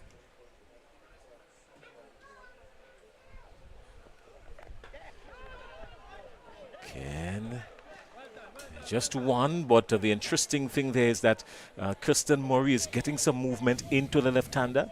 He's bowling with an upright seam, and his arm action is allowing the ball to drift into the left-hander. So always, the left-hander will always have to be very watchful, especially when trying to play across the line. Yeah, this one straightened and was angled into him, as you said. But does have the ability to get that delivery to leave the left-hander also. So he does have the ability to move the ball about. He tried to move it about, but apart from moving about, he's been caught on the edge. That is well judged. Kept his composure outside there on the boundary and took what eventually turned into be a simple catch. It's a lot more difficult than he made it out to be. Let's take a look at it, Crony. He was going up. He was taken just on the edge. Checked his positioning. And there's nothing wrong with the bat, John L. Eugene. It's just that you didn't clear it. What's interesting, Crony, is that playing at the National Stadium last year, of course, the ground is a lot bigger than what we're playing in here. The approved distance, the approved area is anywhere between 60 and 90 meters, I think it is. Not so big. I think the stadium this year is actually about 61 meters, right or wrong. 63, actually. They've counted it at 63. 63. Yes. Right. The stadium probably would have just be around just around the 65, just around 65. So it's not much bigger. But again, it was really good judgment by Charles. I think he took that catch just about 6 inches from the boundary rope. He stood up and, he settled himself and was able to take it really calmly. But really, again, it speaks to, again, Cotson Murray really rushing in and making it difficult for the batsman. Just short of a length. Gerald Jeremiah is in, and not a very confident stroke to start his innings. So at this point, the Ginger Generals in a bit of a bind. They have been handed a vice grip, very tight, 26 for 3. These Cinnamon Pacers, they're keeping things tight, and right now you can probably say that they're slightly ahead.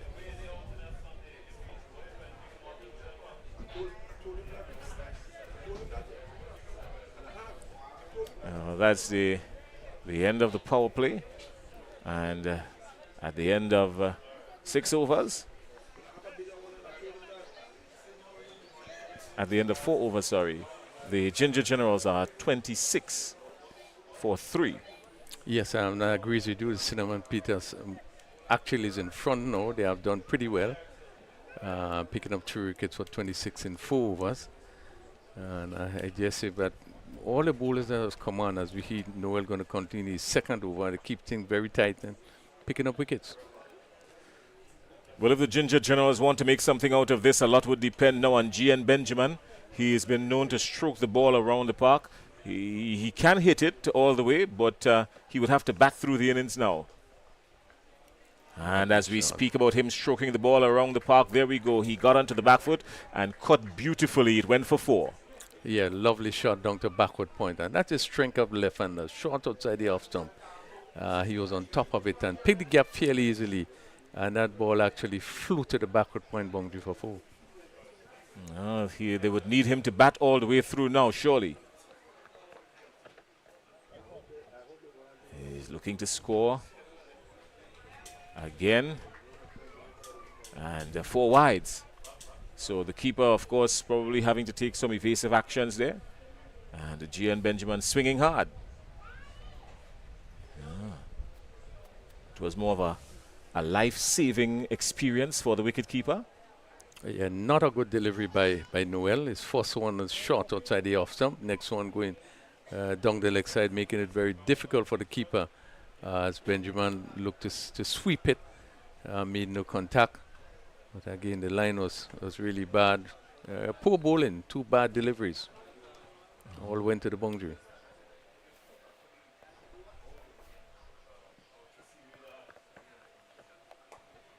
This time he's gone there before, he's gone there again. That's 4 more. That's good batting from Gian Benjamin. Yeah, given the right treatment, again, short outside the off stump, almost hit identical position to that short Todman and point. And it raced across for yet another boundary.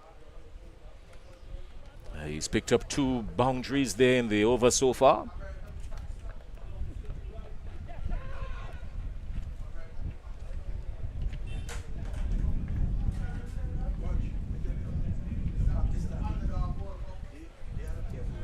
So already 13 coming off the over. He's taken him. Looking to go over. Backward a square, and it's a comfortable catch taken eventually. Rifle Crony, the Ginger Generals are in tatters. Yes, another valuable wicket picked up there, and again it was Davis Charles in that short position. They call it fine backward leg slips, deepest leg slip. Just a little unfortunate, Benjamin not being able to get this one up. Again, it was a shortish delivery, just going down the leg side.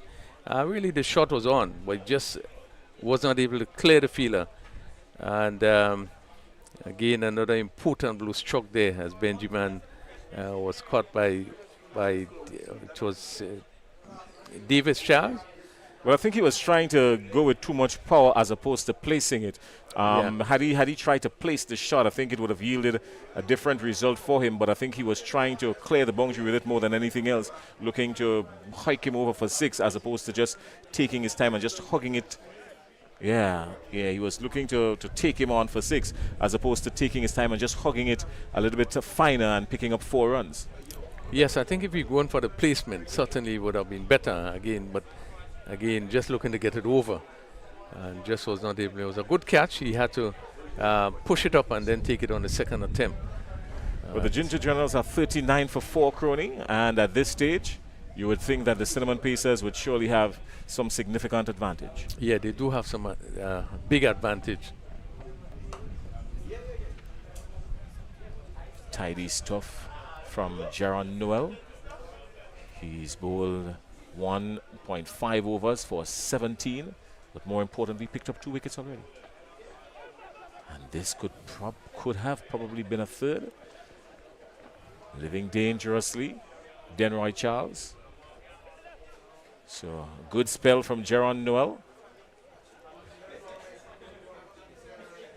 Captain would be pleased with him. 2 overs for 18 runs, not bad at all. Yeah, the 2 wickets picked up, I think 2 important wickets. No, I would think that the heart of the batting of the Ginger Generals has been broken. You pick up the 4, top batters. And we are now in the halfway stage, just 5 overs, 40 for 4. You would feel certainly, they would feel they are in a better position, having in the first 5 overs pick up 4 wickets.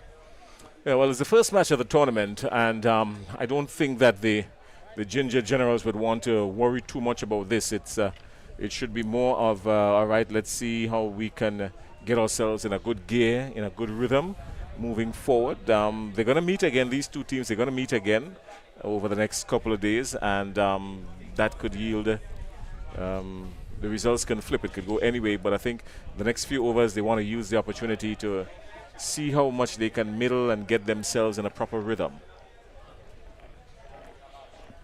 So we've seen spin again from that far end or the road end, Narun Singh.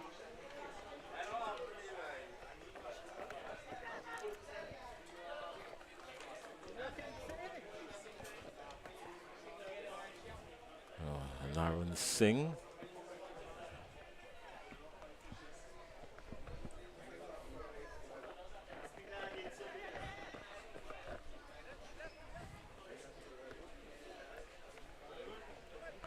This is a young leg spinner who has played quite a bit of cricket. We haven't seen him probably for the last 2 years, but good to see him come back on the scene playing.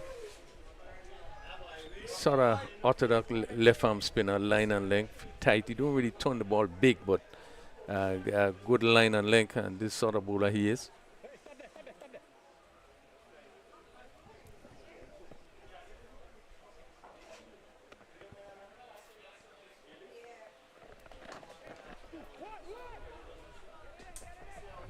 Call is 1. They're going to come back for 2.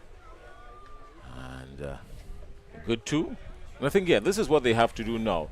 At this stage of the game, it's going to require something Herculean for them, these Ginger Generals, to get to 112. They're up against it. We're into the second half of the batting lineup already. So getting themselves in, looking for a knock, middling, and timing and placement. That's what they've got to work on. Into the trees, 6 runs. Yeah, superb shot by Jeremiah. Really gets into the right position. Picked this up from just outside the off stump and deposited it over wide long on, really with all ease. Really a good, compact, positive shot. And that would instill some confidence in that there's nothing wrong about the pitch itself. I think when we look at the batsman that is out in terms of the shot they would have played, the way Jeremiah went, the way Siam just went, just some bad selection, bad shots. But if you put your head down and bat, normally I think you'll score a lot of runs here. Well, very soon, if Jeremiah continues in this form, they would probably have to ask one of the substitute umpires to be standing on the edge of the boundary with the replacement balls. Might be wise, because if Gerald Jeremiah is in this frame of mind, he can be explosive. Again. But he is the brother of Johan Jeremiah. So see some talent coming out from the Jeremiah family.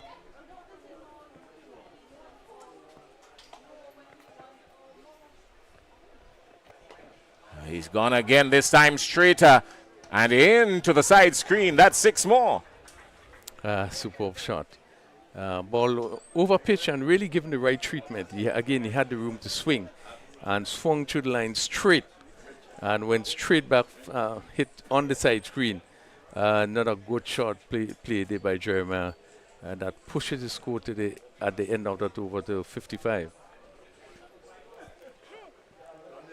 55 for 4. 55 for 4. The Ginger Generals, so maybe they're trying to have a go at it. Who knows? It's not impossible, eh? 55. They have just 4 overs to go, so they will have to continue pushing. We saw 1 over with 28 runs was scored, so it all calls for some big overs. Maybe next 2-3 overs ought to be very big. And if you can pick up, 40 in the next 3 overs, anything can happen. Oh, well. Wilfred Crony has done his little bit of mathematical equations there for us. And the Ginger Generals, of course, will have their concept of the mathematics in their mind. But it will be a difficult task. We have people like Ryan John to come back to bowl 1 over. We have Sherman Lewis to come back and bowl, and we're talking about experience. These are winners players that certainly should know what is expected. So it will be a tough one. As the left-handed Dana George pick up the attack from our end. Dana George has He was really good last year. I think last year he played with, I think it was Cinnamon Pacers. I remember him playing with last year. We're gonna check the stats and see. Well, he had a tremendous tournament last year. I think he did well, really well last year.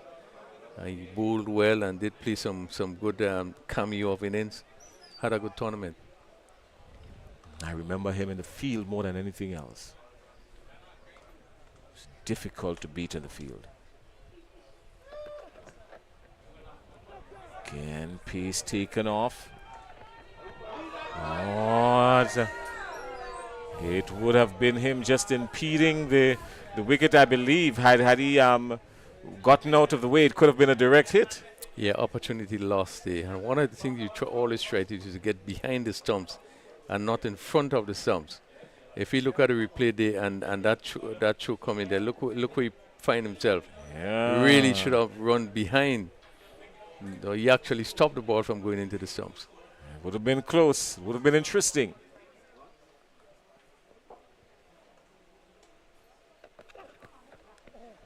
This time he's gotten it late. Up, and away. 6 runs.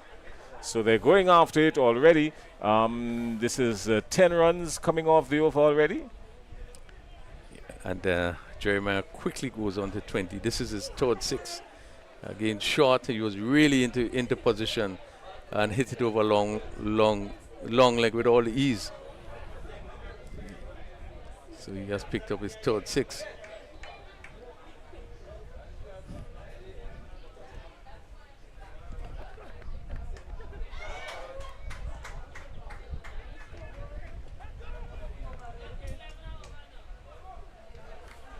Just one more coming off of it. And that has brought the total to 63 for 4. At the end of, with one more delivery to go in the 7th over.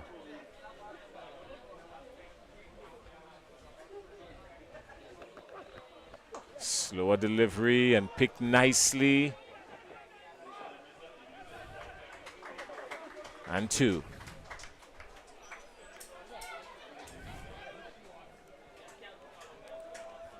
Good over for the batting team, Rafael Crony. Ginger Generals would think that it was a good over they won. Yeah, they picked up 9 runs in that over. Again, tremendous shot for 6 by Jeremiah. And really at 65 for 4. Really, it's tough. You're looking at some 47 runs that needed in 3 overs. Really, we need to see maybe 1 or 2 big overs if they're going to get up to the 112 that is needed for victory.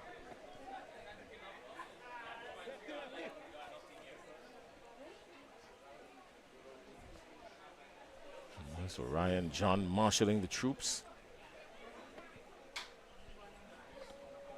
Nuram Singh is going to continue. His first over went for 14. He's going to have to try to do better than that.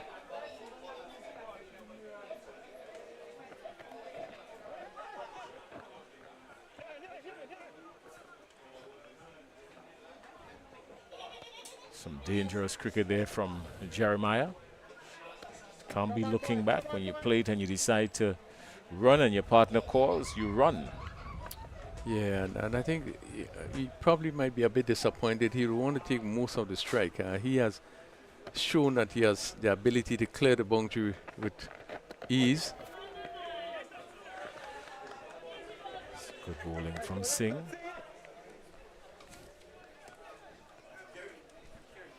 What was evident that took the pace off. It really was a slow delivery. He took the pace off. And Denroy Charles looking to swing somewhere down to long on me, no contact. He's tried to go there, and the last 2 deliveries now, he's looking to go somewhere clearing long on, but he's making no contact with it.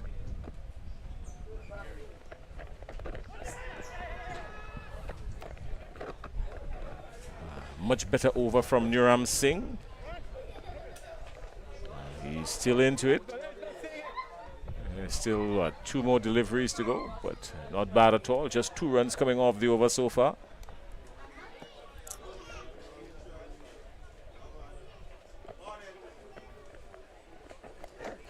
This one is ballooned. Surely it's going to be taken. Yes, and that's a wicket.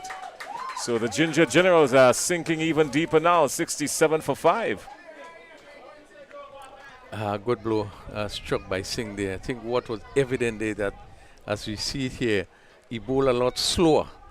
And therefore the ball obviously take a longer time, and Jeremiah was into the shot, only able to hit it to in the air, and the fielder just at short mid-on position, just come in and take a rather easy catch. Ginger General 67 for 5, the completion of some 8 overs. Let's go cinnamon faces, let's go cinnamon faces.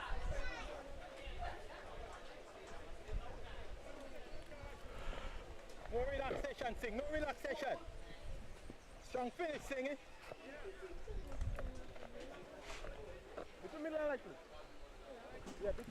Now they would want to finish strong here. The Cinnamon Pacers not let up at all. Keep the screws tight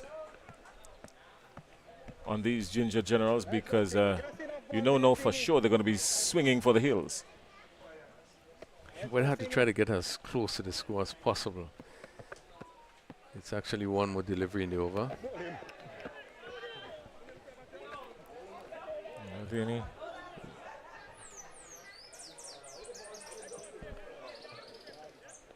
Any points for getting close to the score, Crony? Well, when coming down to the net road, well, first ball from David's charge, he just crashed into the stumps that he was looking to drive. So they actually has lost their 7th wicket with the final ball of that over. Let's see. Looking to hit on the offside, and that ball is crashing into the off stump. So again, Ginger General losing their 7th wicket, and Singh picking up 2 wickets in this over, finishing with 2 for 15 in his 2 overs. Again, and they're really taking charge of this game. 67 for 6.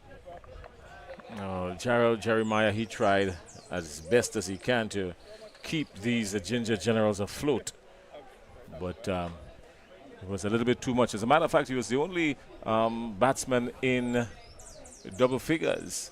Gerald Jeremiah, he was caught by John of the bowling of Singh for 22. Apart from that, the other high-scoring batsman was Gian Benjamin, who went for 9. So Gerald Jeremiah, and 14. We had Johan Jeremiah, who scored 14 as well. Missed him at the top of there, but he was bowled by Lewis, caught by George and bowled by Lewis for 14. So apart from the 2 Jeremiahs, everyone else in single digits for these Ginger Generals. This time he's going down the ground.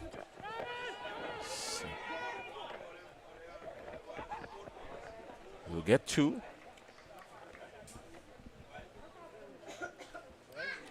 Yeah, pretty interesting. It's Kiran Kotoy picking up the bowling attack, and again he's one of the ace bowlers just coming on. 9th over. He's gone with him again, 6 runs. So maybe a little too late.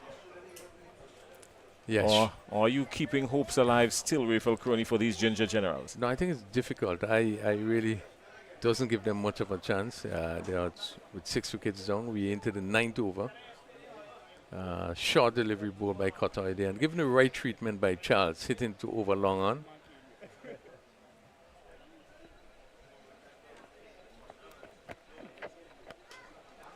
Another 6 again. Yeah. So he's taken the long handle to him. Well, strange thing has happened as the score moves to 81. Just about 9 deliveries remaining. 21 from 9. That's what they will need. We will look for 2 here.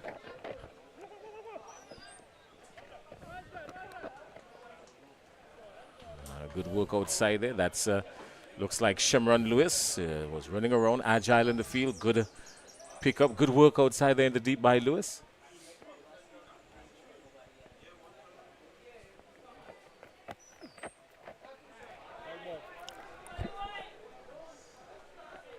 It's a wide delivery. Kieran Kotoy hiding, playing Adam in the garden. Well, he has gone for 17 already with 2 deliveries to go. This one could easily go, yes. That's more runs, 4 runs. So Denroy Charles is on the attack. And it's interesting. Just maybe, Denroy Charles wants to give the Ginger Generals something to cheer about. He has already moved on to 23. And immediately that has made him the top scorer for these Ginger Generals already. We were just speaking about their batting. With 2 deliveries to go, let's see what happens in this over.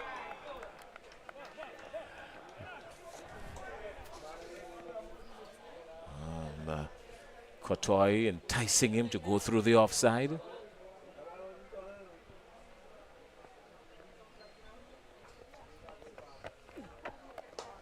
Straight back past the bowler. This is going to go all the way for 4. Crashes into the boundary board for 4. So, with 1 over to go,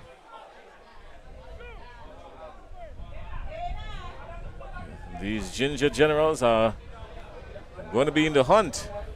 Yeah, at 93, we're still looking at some 19 runs in the final over, but one would think the captain around John is going to pick up the attack, will make it really difficult.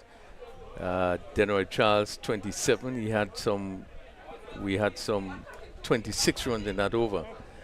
Really would have really pushed them up to 93.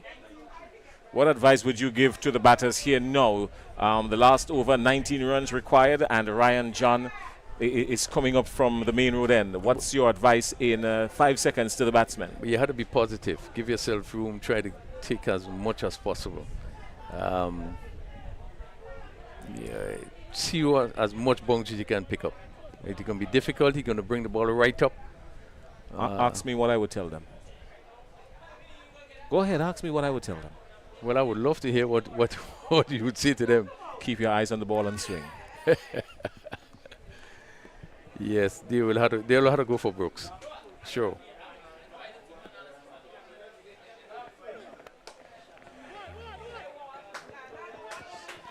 One. I think his head was a little bit too much in the air. Duncan, his head was a little bit too much in the air. Shea Duncan, he was looking for the big hit early and was pitched up nicely by Ryan John. So this is what's going to happen. John is going to bring the ball right up. I think the best person to be facing would be Charles, who has shown that he can hit the ball out of the ground with ease. Right up, and he would have missed out on this one. That was full.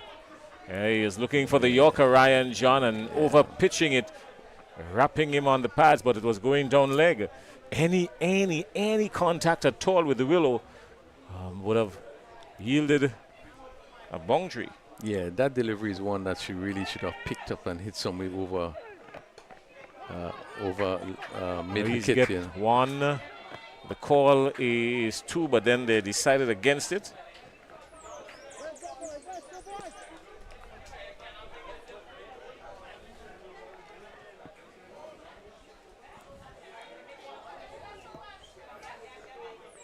So the writing is on the wall now for the Ginger Generals. Straight back. 1, the call. They come back for 2. It's going to be close. And he is perished. Umpire Sean Manwarin not wasting any time at all. He had a bird's eye view of the crease, and immediately he made his decision.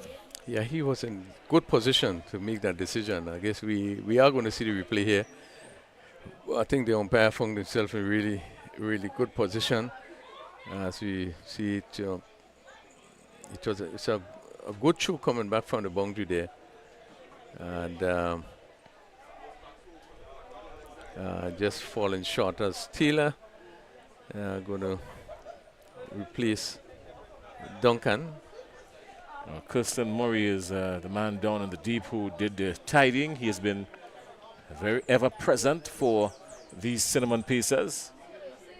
He has been a magnet to this ball. Yes, Kirsten Murray.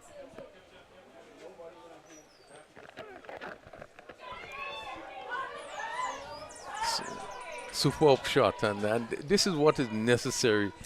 Knowing that John is going to try to keep the ball up to the bat, and I think what the batsman did, it was really move across before. And this is what's necessary in this sort of cricket. You have to gauge, understand what the bowler is doing, and you try to counteract it. Well, they're going to need 11 from the last ball, Crooney. And that's what she wrote. That's the end of the story. 101 for 7 for the Ginger Generals. They were in search of 112, and they fell short. But more importantly, I think they made a match out of it more than anything else. Let's look at the scorecard quickly. Denroy Charles, who got into his own very late into the innings when it was almost a given, and he decided to give the Ginger Generals a fighting chance. He went for 33. He's not out on 33, scoring 33 runs. After that, Jarrell Jeremiah, 22, and Johan Jeremiah, 14. Those were the top contributors for the Ginger Generals in their 111. And in the bowling department for the Cinnamon Pacers, of course, when we look at the runs column, 26 runs, Kieron Katoy. He went for 26. And he was the most expensive of the bowlers, but nothing to write home about really, because the numbers inside the runs column was very expensive, save and except your guy Murray, who you were particularly interested in, and Dana George, who bowled 1 over for 9 runs. But separate and apart from that, everyone else got a belting, but it was still not enough for the Ginger Generals. Rafael? Yes, I think Ginger Generals should still feel good. The fact that they get up to 101 for 7, and I mean, losing early wickets, the top half of the baton went very quickly. But I think Denroy Charles in the middle, and also Gerald Jeremiah, these two players did begin to try to turn things around. But getting up to 101 for 7, I think they could not feel too bad in that they would have competed well. Again, it was a good bowling display by Murray, and then the spin, I think they did pretty well.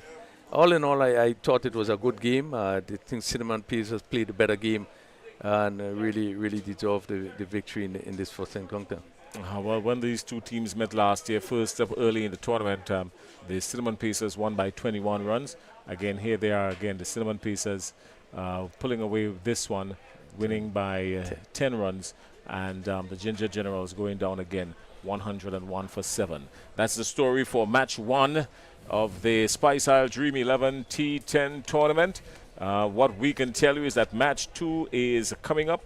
It's just bordering around 2:30 local time, and match 2 is coming up in just a little bit. What can we expect in match 2? Who do we have coming up in match 2? Rafael Crony? Oh, okay. Match 2 will feature the Saffron Strikers and the Clove Challengers. So the Clove Challengers and the Saffron Strikers will be featured in match number 2.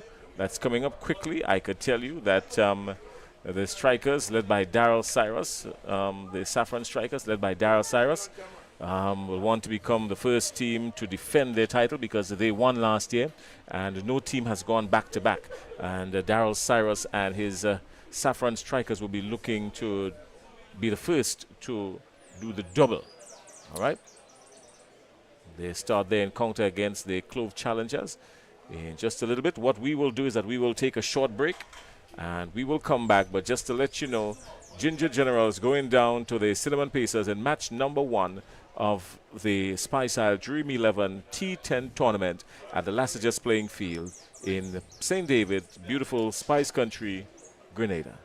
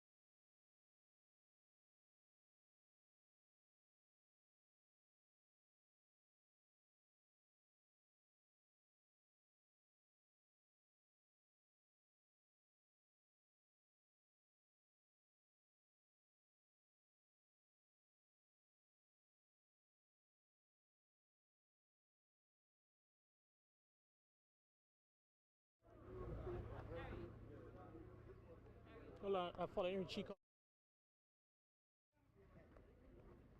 Norman.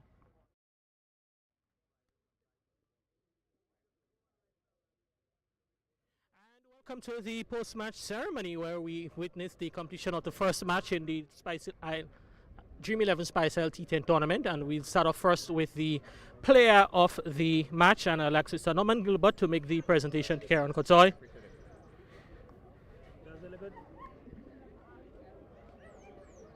Just a few words to Karen. Before you run off Kotoy, just have a few words. A new team this year, first match victory for you guys. Sure you'll be pleased with your effort to lead them to victory. Yeah, most importantly, I just want to give God thanks and praise for obviously bringing me here safely. Just happy to be out here playing cricket. I mean, regardless of a new outfit or not, I'm just happy to be here to play some really, really good cricket. You'd have come in there and really turned on the innings, posted 112. How did you regard the conditions out there, and what do you think of your guys' effort today?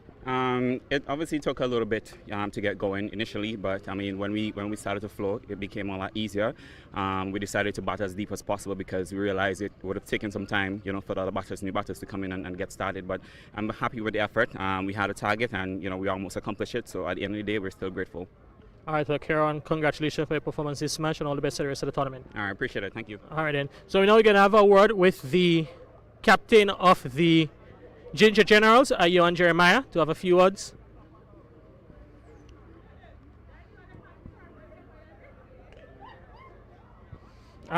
Johan, first match, disappointing results. What can you take from this encounter? Yeah, it's just the first match, so it's just for us to go back to the drawing board, assess where we went wrong, and look forward to the next match. Seem to have probably considered a bit too much more runs than you'd have liked. Yeah, as I say, it's just for us to assess. I think in the middle period when we was bowling, I think we faltered a bit. But nevertheless, it's just a learning phase, and it's just for us to come back and look forward to the next few matches. Your team seemed to have some depth in the batting. The batsmen at the back end of the innings were able to make a match of it. Must be pleased with the efforts of the middle to low order. Yeah, I think it's a good all-around team. It's just for everybody to put up their hands when they get the opportunity, and just put that whole team effort, a team game together, and come out victorious whenever we play. All right, Ian. Well, all the best for the rest of the tournament, and we hope to see you guys bouncing back soon. All right, thank you. All right, so that was Johan Jeremiah, the captain of the Ginger Generals, and next up we're going to have some few words with the victorious captain of the Cinnamon Pacers, Ryan John.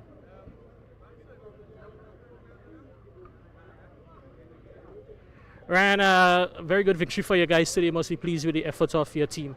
Yes, definitely. I mean, we went out there with a plan and we executed most of it, so we're just grateful for that. Top orders, in particular, Sentile and Kotoy would have done you guys quite well with the bat. Those two senior players, I'm sure you'd be pleased that he was able to help set a competitive total. Yes, definitely. The plan was always to get a good start. Obviously, we batting first, we had to set a good total, and the men did just that, so I just want to commend them. Obviously, the bowling team did well, the opposition, so hats off up to them as well, but we came out victorious, so we're just grateful for that. You guys were able to pick up wicket consistently throughout the innings. Must be pleased that you can have call on different bowlers and who will deliver for you. Yes, of course. Again, we planned and it came true. We executed well and obviously took our chances, and we're grateful again. All right, well, Ryan, victory in your first match. Congratulations, all the best for the rest of the tournament. All right, thank you very much. So that was the post-match ceremony, victory to Cinnamon Pacers, and they would have registered their first victory in the tournament. We get set for match number 2, which will follow shortly between the Clove Challengers and the defending champions, Saffron Strikers.